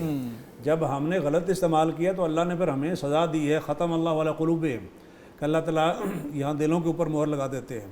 اور اسی طریقے سے طبع اللہ علی قلوبہم, تو یہ گویا کہ انسان کا جو گناہ ہے اس کی سزا یہاں اس کو دنیا میں مل رہی ہے, اپنے کرتوتوں کا صلہ ہے. وہی اس کے سامنے آتے ہیں. تو انسان کے گناہوں کی جو آپ کہہ سکتے ہیں نحوست ہے وہ تو اس کا تو اس کو سامنا کرنا پڑے گا. شیخ صاحب اس حوالے سے بلکہ ہمیں ضرور اس پہ بھی بات کرنی چاہیے کہ جو کنٹینٹ ہم شیئر کرتے ہیں, دیکھیں نا کچھ لوگ نا اب شوقیہ سانگز کو کوئی ایسا کنٹینٹ شیئر کر دیتے ہیں, خاص کر کوئی ویڈیوز بنا کے جو کہ ولگیرٹی یعنی فحش ہوتی ہے. میں ذرا اس کو کھول دوں پھر ہم رہنمائی بھی لیتے ہیں. اسی دوران اگر اس کی ڈیتھ ہو جاتی ہے اس بندے کی, دو تین چیزیں ہیں نا جی.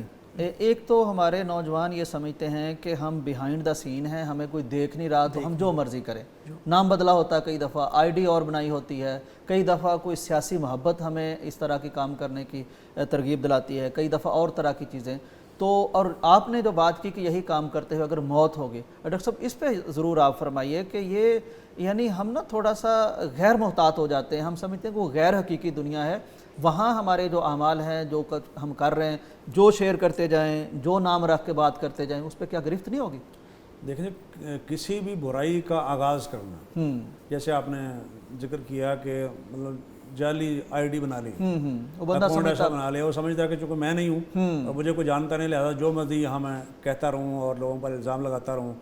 اب اس کے نامہ مال میں سارا سلسلہ جا رہا ہے, من سن سنتن سیئتن فلہ وزرھا وزر من عمل بہا. تو وہ جو وبال خود گناہ کا اٹھا رہا ہے, جب تک وہ سلسلہ جاری رہے گا, یعنی اس کے کنیکشن کے ساتھ وہ چیزیں چلتی رہیں گی. یعنی ڈاکٹر صاحب ایک اس نے گناہ خود کیا, اس کے شیئر کرنے کی وجہ سے جتنے لوگ گناہ میں آئیں گے اس کا بھی گناہ اسے آگے جتنا جب تک سلسلہ چلتا رہے گا اس میں بھی شامل ہو جائے گا. اس لیے تو نبی علیہ السلام نے فرمایا کہ قیامت تک جتنے لوگ ناحق قتل ہوں گے, ان قاتلوں کو جتنا گناہ ملے گا اس اکیلے شخص کو بھی اتنا گناہ ملے گا جس نے سب سے پہلے قتل ناحق کی بنیاد رکھی تھی.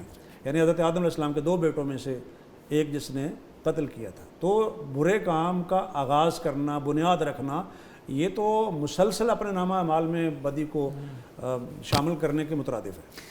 اور اسی طرح اگر نیک عمل یا نیکی جاری کرتا ہے, جیسے ہم بات کر رہے ہیں کہ کوئی اچھی پوسٹ ہے اس کو شیئر کرتا ہے, اچھا پیغام ہے, کوئی تلاوت ہے, کوئی اچھی نصیحت ہے, اس طرح کی چیز جب تک وہ سلسلہ جاری رہے گا, اس کے نامہ اعمال میں نیکیوں کا سلسلہ جاری رہے گا. بلکہ یہ نفع بخش علم جو ہے اس کے مرنے کے بعد بھی اس کے لیے مفید ہوگا. اور علم بالکل ڈاکٹر صاحب چھوٹا سا نقطہ رہ گیا یہاں, اگر موت واقع ہو جائے تو اس حوالے سے قرآن مجید نے یہ ذکر کیا ہے کہ شرک تو اللہ نے معاف نہیں کرنا, لیکن یہ کہ یغفر ما دون ذلک لمن یشاء, اب اللہ کی مشیت پر ہے, اللہ جس سے چاہے معاف کرے. اس نے لیکن رسک پہ ڈال لیا اپنے آپ کو, خطرے میں ڈال لیا, بہت خطرے میں ڈال لیا.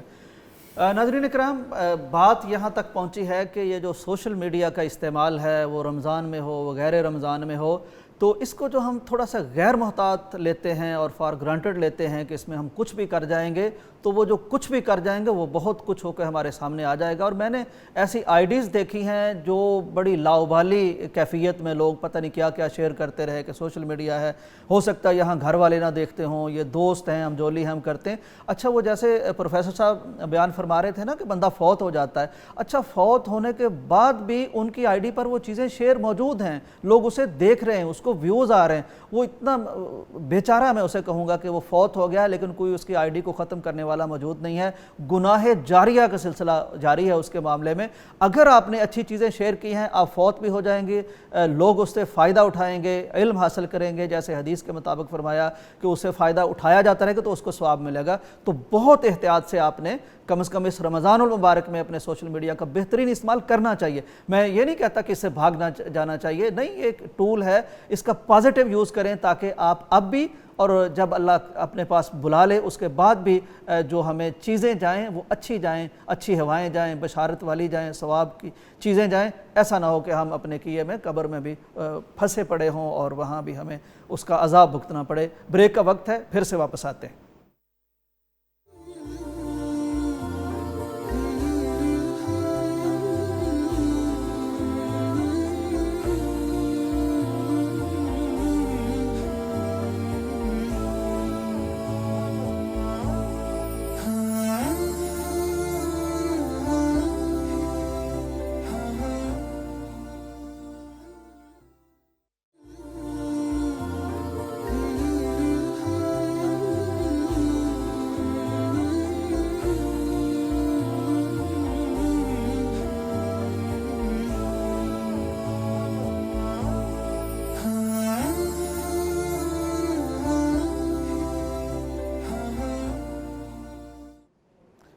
ناظرین ویلکم بیک. ایک بار پھر اس نورانی، ایمانی اور روحانی مجلس میں آپ کو خوش آمدید. ڈاکٹر صاحب، توبہ کی بات ہو رہی ہے اور سوشل میڈیا کے ساتھ استعمال کی بھی بات ہو رہی ہے. سوشل میڈیا اصل میں ہماری زندگیوں کا ایک لازمی جز بن گیا ہے، یعنی کوئی بھی موضوع ہو اس میں اس کا تذکرہ کرنا چاہیے، کیا جانا چاہیے. ڈاکٹر صاحب، بات یہاں تک ہماری پہنچ گئی ہے کہ سوشل میڈیا کا استعمال جیسا ہم کر رہے ہیں تو جب ہم خدا نخواستہ موت آئی تو ہمیں یہ خیال کرنا چاہیے کہ اس وقت ہم کیا کر رہے ہوں گے، کون سی پوسٹ شیئر کر رہے ہوں گے، کون سی ویڈیو دیکھ رہے ہوں گے. اور ایک اہم اور معاملہ یہ ہے کہ جب کوئی شخص چلا جاتا ہے، سوشل میڈیا خصوصاً یوز کرنے والے زیادہ لوگ یا زیادہ مقبول لوگ، کوئی ٹیچر ہو سکتے ہیں، کوئی قاری ہو سکتے ہیں، گلوکار ہو سکتے ہیں، موسیقار ہو سکتے ہیں، جب فوت ہوتے ہیں تو ان کے فوت ہونے کے فوراً بعد سوشل میڈیا پر اسی طرح کی چیزیں ان سے ریلیونٹ آ جاتی ہیں. مثلاً کوئی قاری ہے تو تلاوت شیئر ہونے لگ جائے گی، کوئی گلوکار ہے تو اس کے گیت وغیرہ شیئر ہونے لگ جائیں گے. تو بریک میں مجھے پروفیسر صاحب بتا رہے تھے کہ ایک دفعہ ایسے ہی ہوا، کوئی گلوکار فوت ہوا تو حسب معمول لوگوں نے اس کی یاد میں اس کی وہ گیت اور گانے، موسیقی اور سانگ وہ شیئر کرنے شروع کر دیے. تو بڑے درد دل سے اور تڑپ کے اس کے بیٹے نے اپیل کی کہ خدا کے لیے اس طرح نہ کرو، میرا باپ تو فوت ہو گیا، اب ان چیزوں سے اسے اور زیادہ گناہ ملے گا. تو اس حوالے سے بھی ہمیں گائیڈ فرمائیے کہ ہماری جو زندگی گزر رہی ہوتی ہے، جس پیشے کا ہم نے انتخاب کر رکھا ہوتا ہے، جو طرز ہم نے زندگی کی اختیار کر رکھی ہوتی ہے، موت کے وقت اور مرنے کے بعد وہ کس طرح سے ہمیں بہرحال فیس کرنا پڑتی ہے. یہ چیز تو ذہن میں رکھنی چاہیے نا کہ انسان کی موت جس حالت میں ہوتی ہے وہ اسی حالت میں اٹھایا جائے گا قیامت کے دن. یعنی اگر اس کی موت بدی پر ہو رہی ہے تو اس کیفیت کے ساتھ اٹھایا جائے گا، اور اگر اس کی موت نیکی کرتے ہوئے ہو رہی ہے، سبحان اللہ، وہ قرآن کی آیت پڑھ رہا ہے، کوئی واعظ کر رہا ہے، نصیحت کر رہا ہے، قرآن مجید کی تلاوت کر رہا تھا، عبادت کر رہا ہے. ایون اس پر مستقل کتابیں ہیں کہ وہ لوگ جن کی وفات سجدے کی حالت میں ہوئی ہے، واہ، اللہ کے حضور سجدہ ریز ہوئے ہیں اور لمبا سجدہ ہو گیا ہے، لوگوں کو شک ہوا ہے کہ یہ اٹھ کیوں نہیں رہے ہیں، تو پتہ چلا کہ وہ تو اسی حالت میں اللہ کے پاس خوبصورت خاتمہ پہنچ چکا ہے. ماشاءاللہ. کیا کیفیت ہوگی کہ ایک شخص جو ہے وہ سجدے کی کیفیت میں اللہ کے حضور کھڑا ہو اللہ رہا ہے. تعالیٰ ہمیں بھی ایسا حسن خاتمہ اور نصیب اسی لیے ایک آدمی جو ہے وہ احرام کی حالت میں فوت ہوا تھا تو نبی علیہ السلام نے فرمایا لا تخمروا رأسا، سبحان اللہ، اس کا سر نہ ڈھانپنا، انہ یبعث یوم القیامت ملبیا، سبحان اللہ. یہ قیامت کے دن جب اٹھایا جائے گا تو یہ تلبیہ پڑھتے ہوئے اٹھایا حالت احرام میں لبیک ہوگا، یعنی اللہم اسی لبیک کیفیت میں لا اٹھایا شریک، یعنی یہ لبیک لبیک کہتا ہوا اللہ کے حضور حاضر ہوگا. تو یہ کیفیت اصل میں ہے جو ویری کرتی ہے، اور انسان کو پتہ نہیں ہے کس وقت اس کی سانس جو اکھڑنی شروع ہو جائے. بالکل صحیح. تو کسی بھی گناہ کرتے وقت انسان کو یہ ذہن میں رکھنا چاہیے کہ اللہ نہ کرے اگر اسی وقت میری موت واقع ہو جاتی ہے تو کس حالت میں اللہ کے حضور پیش ہوں. توبہ کا موقع بھی نہیں ملے گا. تو ظاہر ہو تو ٹائم اس کا ختم ہو چکا. اور اسی طرح یعنی لوگ اس کو اس وقت یاد کیسے، جب ہم بات کر رہے تھے ہمارے یہاں پچھلے دنوں انہیں ایسے آتے ہیں کہ قاری نوید الحسن لکھوی صاحب کی وفات ہوئی، تو جیسے ہی خبر آئی ہر ایک نے ان کی کوئی تلاوت ڈھونڈ کے جو وہیں سوشل میڈیا پہ پڑی تھی انہیں کے اپنے خوبصورت، یعنی وہ آخری تلاوت لگانے شروع آیات کا انتخاب ان کا کرنا، اور پھر سفر قرآن کے لیے اور قرآن کی طرف سفر قرآن اور قرآن سے چونکہ تعلق تھا تو وہی ویڈیوز جیسے یعنی وہ چیز آنا شروع، یعنی اب دیکھیں ان کی وفات کی وجہ سے جو ویڈیو شیئر ہوئیں تو ضرور ان کو اس کا ثواب پہنچا ہوگا، لوگوں نے ان کی وفات کے بعد بھی ثواب کمایا، ان کی وہ چیزیں ہی شیئر ہوئیں۔ اسی طرح یہ ہے کہ ہم اگر اپنی سوشل میڈیا یوزیج میں، ہمارے یہاں اصل میں نا جو ایک ماحول بن گیا ہے نا عدم برداشت کا، سیاست کی وجہ سے، کہ ہم کسی کو برا بھلا کہتے وقت، ایون گالی دیتے وقت کوئی مطلب محسوس ہی نہیں کرتے، الزام لگاتے وقت، کسی کا الٹا نام، کسی کو کوئی ایسا لقب دیتے وقت۔ اچھا، تو ہمیں یہ خیال یہ کرنا ہے کہ جس طرح ہماری عام زندگی میں یہ ہم کہیں یہ جمع تو نہیں کر رہے، ہمارا یہ لفظ کوئی اور اٹھائے گا اور وہ اس کو یوز کرے گا تو اس کے گناہ بھی ہمیں ملیں گے، اور ہم ایسی چیز کبھی ایسا کنٹینٹ نہ کریٹ کریں، کبھی ایسا کچھ شیئر نہ کریں کہ جس کنٹینٹ کی وجہ سے ہمارے نہ صرف ہم گناہ گار ہوں بلکہ لوگ اگر اس کو شیئر کریں تو ہمیں یعنی ہماری زندگی کے بعد بھی وہ گناہ شامل ہوتے رہیں۔ تو یہ بڑی چیز، اور بجائے اس کے دوسری صورت میں ہم ایسی چیزیں شیئر کریں، ایسی چیزیں اپنی زندگی میں لے کے آئیں کہ جو نہ صرف ہماری زندگی میں ہمارے لیے نیکیوں کا باعث بنے، ہمارے لیے اپنی اصلاح کا باعث بنے، ہمیں توبہ کا موقع فراہم کرے، ایسی چیزیں ہوں، بلکہ ہم اگر زندگی میں چلے بھی جاتے ہیں، کوئی حادثے کا شکار ہوتے ہیں یا کسی طریقے سے، تو جب لوگ بعد میں وہ چیزیں شیئر کر رہے ہوں تو تب بھی ہماری نیکیوں میں اضافہ ہو رہا ہو، ہمارے درجات بلند، ہمارے لیے وہ ایک مطلب صدقہ جاریہ کا باعث بن رہے ہوں۔ تو یہ بڑی اہم چیز ہے۔ بالکل، اس سے سوشل میڈیا کے استعمال کا فائدہ بھی نظر آتا ہے۔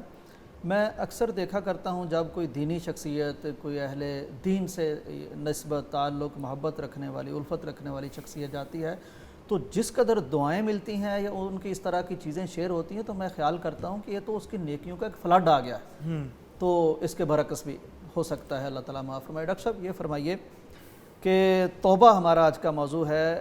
توبہ جب انسان کر لیتا ہے، قرآن میں بھی ہے، آپ نے بھی بیان فرمایا کہ اللہ توبہ پسند فرماتا ہے، کتنی پسند کرتا ہے اللہ توبہ؟ میرا خیال ہے کہ اللہ سبحانہ و تعالی بندے کی توبہ سے جتنا خوش ہوتے ہیں اس کا کوئی اندازہ نہیں آپ کر سکتے۔ اللہ اکبر۔ آپ جتنا بھی سوچیں کہ اللہ کس قدر رحیم و کریم ہے، کتنی توبہ قبول فرماتا ہے، انسان کے تصور سے بھی ایک چیز باہر ہے۔ بلکہ اللہ تعالیٰ اپنی مخلوقات کی ڈیوٹی لگا دیتا ہے۔ فرشتے تو اللہ کے حکم سے ہی بات کرتے ہیں نا، بالکل، یعنی یفعلون ما یؤمرون، جیسے قرآن نے کہا کہ وہ وہی کرتے ہیں جس کا ان کو حکم دیا جاتا ہے۔ اچھا، ان کو حکم کیا دیا گیا ہے؟ ان کو حکم اللہ تعالیٰ نے یہ دیا ہے کہ میرے وہ بندے جو اپنے گناہوں کی معافی مانگتے ہیں، جو توبہ کرتے ہیں، آپ ان کے لیے بخشش کی دعا مانگیں۔ سبحان اللہ، نورانی فرشتوں کی ڈیوٹی لگا دی۔ اور اللہ تعالیٰ پھر اللہ تعالیٰ کے یہ فرشتے اللہ کے حکم پر یہ کام کرتے ہیں۔ یستغفرون للذین آمنوا، ایمان والوں کے لیے بخشش کی دعا فرشتے کر رہے ہوتے ہیں، سبحان اللہ۔ اور وہ یہ کہہ رہے ہوتے ہیں فاغفر للذین تابوا واتبعوا سبیلک وقہم عذاب الجحیم۔ واہ واہ واہ، اللہ ان لوگوں کو معاف فرما دیجئے جنہوں نے توبہ کی ہے۔ واتبعوا سبیلک، جو آپ کے راستے کی پیروی میں راہ راست پہ آ گئے توبہ کے مطلب یہ اصلاح کر لے۔ توبہ کا مطلب یہ کہ پہلے کام چھوڑ کر اب ان کی زندگی بدل چکی ہے۔ اب ہمارے یہاں کچھ لوگ رمضان کو جگاڑ لگانے کا مہینہ سمجھتے ہیں، تو وہ نہیں، تبدیلی آنی چاہیے۔ تو جب تبدیلی آئے گی تو پھر فرشتے بھی دعا کر رہے ہوں گے۔ میں ایک حدیث پڑھ رہا تھا جو بخاری مسلم میں ہے، یعنی معتبر ترین حدیث میں سے ہے، بالکل، کہ اللہ سبحانہ و تعالیٰ دو بندوں کو دیکھ کر ہنستے، مسکراتے ہیں۔ سبحان یضحک اللہ الی رجلین، ظاہر اللہ اپنی شان کے مطابق کما یلیق اس طرح بشانہ، میرے اللہ کی شان کے۔ اس میں ہوتا یہ ہے کہ ایک مومن جو اللہ کی راہ میں جہاد کرتا ہے، کافر اسے قتل کر دیتا ہے۔ اب مومن جو ہے وہ قتل ہو کر یعنی شہید ہو کر اللہ کے دربار میں شہادت کے مقام پر فائز ہو جاتا ہے۔ ثم یتوب اللہ علی القاتل، پھر اللہ تعالیٰ قاتل کی توبہ قبول فرماتا ہے۔ فیسلم، تو وہ بھی مسلمان ہو جاتا ہے۔ فیستشہد، وہ بھی اللہ کی راہ میں شہید ہو کر اللہ کی جنت میں پہنچ جاتا ہے۔ اب قاتل بھی جنت میں اور مقتول بھی جنت میں، دونوں کو دیکھ کر اللہ اپنی شان کے مطابق ہنستے ہیں۔ ماشاءاللہ۔ تو اللہ کی رحمت تو اس قدر وسیع ہے، بلکہ وہ صحیح مسلم کے اندر یا دیگر حدیث کتابوں کے اندر جو واقعہ بیان ہوا ہے، یعنی بندوں کی توبہ سے جو اللہ سبحانہ و تعالیٰ خوش ہوتے ہیں، وہ عجیب واقعہ ہے۔ یعنی ظاہر وہ بندوں کو سمجھانے کے لیے کہ ایک آدمی جو ہے وہ کسی جنگل بیابان کے اندر ہے، چٹیل میدان میں ہے، اور اس کے پاس اس کی سواری ہے، اونٹنی ہے، اور اس کے کھانے پینے کا سارا سامان اس کے اوپر رکھا ہوا ہے۔ اچانک اس کی اونٹنی، اس کی سواری اس سے چھوٹ جاتی ہے، گم ہو جاتی ہے۔ اب نہ تو وہ ٹریول کر کے کہیں جا سکتا ہے، نہ اس کے پاس اس کا کھانا پینا ہے، زیادہ راہ تو اونٹنی کے اوپر تھا۔ اب وہ سواری مایوس ہو بھی جاتا ہے۔ گئی، زیادہ راہ بھی گیا۔ اب وہ مایوس ہو جاتا ہے، مطلب یہ کہ وہ سمجھتا ہے کہ اب تو کسی طرح وہ جا نہیں سکتا، اس کی موت یقینی ہے۔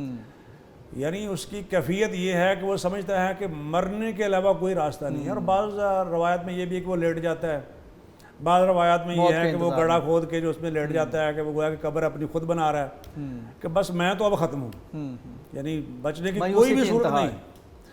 لیکن اللہ رحیم و کریم ہے کہ جب انسان کے بچنے کی کوئی بھی صورت اسے نظر نہیں آتی، اللہ سبحانہ وتعالیٰ اس وقت بھی صورت پیدا فرما دیتے ہیں۔ مسبب الاسباب۔ اچھا، اس کی وہ آنکھ لگ جاتی ہے، جب اس کی آنکھ کھلتی ہے تو اچانک دیکھتا ہے کہ اس کی سواری سامان سمیت اس کے سامنے کھڑی ہے۔ واہ واہ، نئی زندگی مل گئی۔ اب اس کو الفاظ میں تو بیان نہیں کیا جا سکتا اس کے دل کی کیفیت کیا تھی، کتنا وہ خوش تھا، اتنا خوش کہ اسے یہ بھی یاد نہیں رہا کہ الفاظ اس نے کیا بولے۔ واہ، کہتا ہے اللہ مانتا ربی وانا، اللہ مانتا عبدی وانا ربک، اللہ اکبر، اللہ مانتا عبدی، اللہ آپ میرے بندے ہیں، میں آپ کا رب میں ہوں۔ رب ہوں۔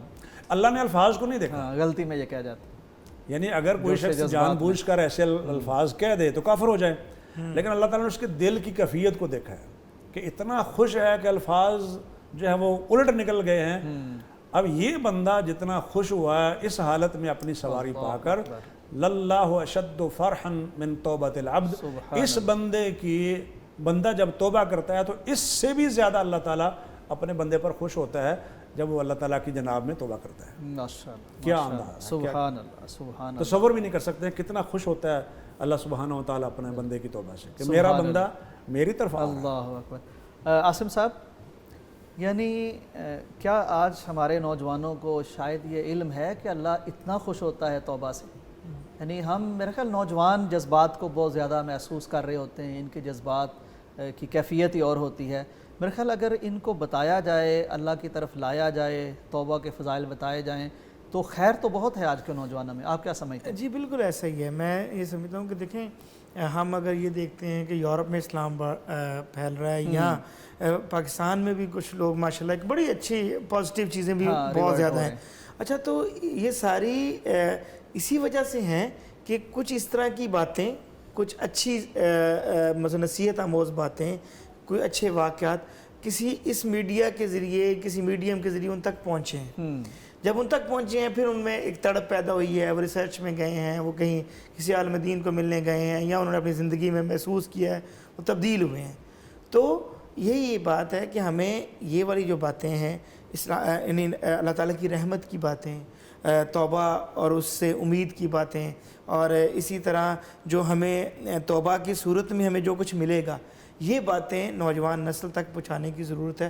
اس کا ایک میڈیم ظاہر بات ہے جو خطبات جمعہ بھی ہیں، ویسے دروس بھی ہیں، اور اسی کا ایک میڈیم سوشل میڈیا بھی ہے، اور میڈیا دوسرے اس کے جتنے بھی جو مطلب میس کمیونیکیشن کے جتنے بھی ٹول ہیں، تو ہمیں ہر ٹول یوز کرنا چاہیے نوجوان نسل تک رسائی کے لیے، اور ان کو پیغام یہی پہنچانا ہے کہ بھائی دیکھو تمہارے لیے کس قدر عنایات ہیں، اللہ تعالیٰ کی رحمتیں کتنی زیادہ ہیں۔ اگر آپ واپس پلٹنا چاہو، اپنی زندگی میں بہتر کرنا چاہو، اور اسی طرح آخرت میں اچھے اجر کی خواہش رکھنا چاہو، تو یہ دیکھو تمہارے لیے انعامات ہیں انشاءاللہ۔ یعنی یہ بڑی حد تک یقین ہے کہ جب اچھا میسج ڈیلیور ان تک ضرور ہوگا، ان تک پہنچ جائے گا، تو وہ ضرور پلٹ جائیں گے انشاءاللہ۔ یعنی کم سے کم ان کی زندگی میں یہ تبدیلیاں آئیں گی۔ ڈاکٹر صاحب، وہ جو گفتگو ہماری ہو رہی تھی کہ اللہ کی مغفرت کو پانے کی، توبہ کرنے کی، وہ ساری وہ کیفیت اب آ پہنچی ہے، دعا کا وقت ہے، تو دعا کیجئے کہ اللہ تعالیٰ ہمیں توبہ کی توفیق دے، اور ہم توبہ کریں بھی دعا میں، ہمارے ساتھ ناظرین بھی شریک ہوں گے، تاکہ آج کی اس دعا کے بعد ہم اس طرح کی توبہ کریں، دعا کریں کہ انشاءاللہ پچھلے ہمارے سارے گناہوں پر اللہ تعالیٰ قلم پھیر کے ان کو نیکیوں سے بھر دے، تو آج کے بعد کا رمضان اور زندگی اس دعا سے وہ اور طرح کی ہو جائے۔ دعا کیجیے۔ جی، دعا سے پہلے ایک بات میں عرض کرنا چاہوں گا کہ یہ جو ہم توبہ کے بارے میں ساری باتیں کہہ رہے ہیں، جی جی، یہ بنیادی چیز ذہن میں رکھنی چاہیے کہ ہر گناہ سے توبہ کرنا فرض ہے۔ وَتُوبُوا إِلَى اللَّهِ جَمِيعًا أَيُّهَا الْمُؤْمِنُونَ، سب مومنوں سے جمیعاً، اللہ سب مومنوں سے کہہ رہا ہے کہ تم سب مل کر یعنی سب اللہ کے حضور توبہ کرو تاکہ تم فلاح پاؤ. تو اللہ سبحانہ و تعالیٰ نے ہمیں حکم دیا ہے. پھر توبہ بھی ایسی جو خالص توبہ ہو یعنی پیور، یا ایھا الذین آمنوا توبوا الی اللہ توبۃ نصوحا. تو پھر اس کے بعد وہ فیض و برکات ہمیں حاصل ہوں گی. تو ہر وہ گناہ جو کبیرہ ہے اس سے توبہ کرنا ضروری ہے. ہر گناہ سے توبہ کرنا ضروری ہے، کبیرہ گناہ سے توبہ کرنا ضروری ہے، یہ ایک بات ہے. دوسری بات یہ ہے کہ ہم حج پہ جاتے ہیں تو ہم صرف حج پرفارم کرتے ہیں اور واپس آتے ہیں تو ہمیں بتایا جاتا ہے کہ گناہوں سے بالکل پاک ہو گئے. وہاں تو ہم نے توبہ نہیں کی. یہ ممکن ہی نہیں ہے کہ حج مبرور ہو اور آدمی توبہ نہ کرے. اس لیے وہ جو کہا گا کہ رجا کا یومن والدت امہ، کہ حج کرنے والا جب واپس آتا ہے ایسے ہے جیسے آج ہی پیدا ہوا، یعنی بالکل گناہوں سے پاک ہوا ہے. تو میں نہیں سمجھتا کہ کوئی ایسا حج ہو سکتا ہے جس میں بندہ توبہ نہ کرے، اللہ کی طرف رجوع نہ کرے. وہ تو سارا ہے ہی رجوع اللہ. تو اس لیے وہ اپنے گھر آنے کی بھی اللہ تعالیٰ توبہ کے بغیر تو حج مبرور ہوتا ہی نہیں. بالکل. اس لیے وہ کنفرم ہے کہ توبہ ضرور کرے گا. بالکل قریب آ گیا، عین قبولیت کا ٹائم ہے. جی الحمدللہ رب العالمین. اللہم صلی علی محمد وعلی آل محمد کما صلیت علی ابراہیم وعلی آل ابراہیم انک حمید مجید. اللہم بارک علی محمد وعلی آل محمد کما بارکت علی ابراہیم وعلی آل ابراہیم انک حمید مجید. یا حی یا قیوم برحمتک نستغیث. یا حی یا قیوم برحمتک نستغیث. رب اغفر وارحم وانت خیر الراحمین. ربنا ظلمنا انفسنا وان لم تغفر لنا وترحمنا لنكونن من الخاسرین. ربنا لا تؤاخذنا ان نسینا او اخطأنا. ربنا ولا تحمل علينا إصرا كما حملته على الذين من قبلنا. ربنا ولا تحملنا ما لا طاقة لنا به. واعف عنا واغفر لنا وارحمنا أنت مولانا. وارحمنا أنت مولانا فانصرنا على القوم الكافرين. واعف عنا واعف عنا واعف عنا. اللهم إنك عفو تحب العفو فاعف عنا. يا حي يا قيوم برحمتك نستغيث. ربنا آتنا في الدنيا حسنة وفي الآخرة حسنة وقنا عذاب النار. ربنا لا تزغ قلوبنا بعد إذ هديتنا وهب لنا من لدنك رحمة إنك أنت الوهاب. اللهم آمين. رب اغفر وارحم وأنت خير الراحمين. وصلى الله تعالى على خير خلقه محمد وآله وأصحابه أجمعين. آمین آمین اللہم آمین. ڈاکٹر صاحب آپ کی آمد کا بہت شکریہ. بہت خوبصورت گفتگو ہوئی توبہ کے حوالے سے. عاصم بھائی آپ کی آمد کا بھی بہت شکریہ. آپ نے خصوصاً نوجوانوں کے حوالے سے جو چیزیں ایڈ کی ہیں وہ یقیناً بہت سے لوگوں کے لیے رہنما ہوں گی. ناظرین اس کے ساتھ ہی اس دعا کے ساتھ کہ اللہ تعالیٰ ہماری یہ دعا بھی قبول فرمائے، اس کے علاوہ جتنی بھی ہم دعائیں کر رہے ہیں مغفرتیں مانگ رہے ہیں اللہ تعالیٰ ساری قبول فرمائے. دین و دنیا کی ساری ہمیں آسانیاں فراوانیاں عطا فرمائے. اللہ تعالیٰ ہمارے صیام، ہمارا قیام، ہماری تلاوتیں قبول فرمائے. اگلے سیشن میں انشاءاللہ پھر ملاقات ہوگی. تب تک کے لیے اجازت دیجیے. اللہ حافظ.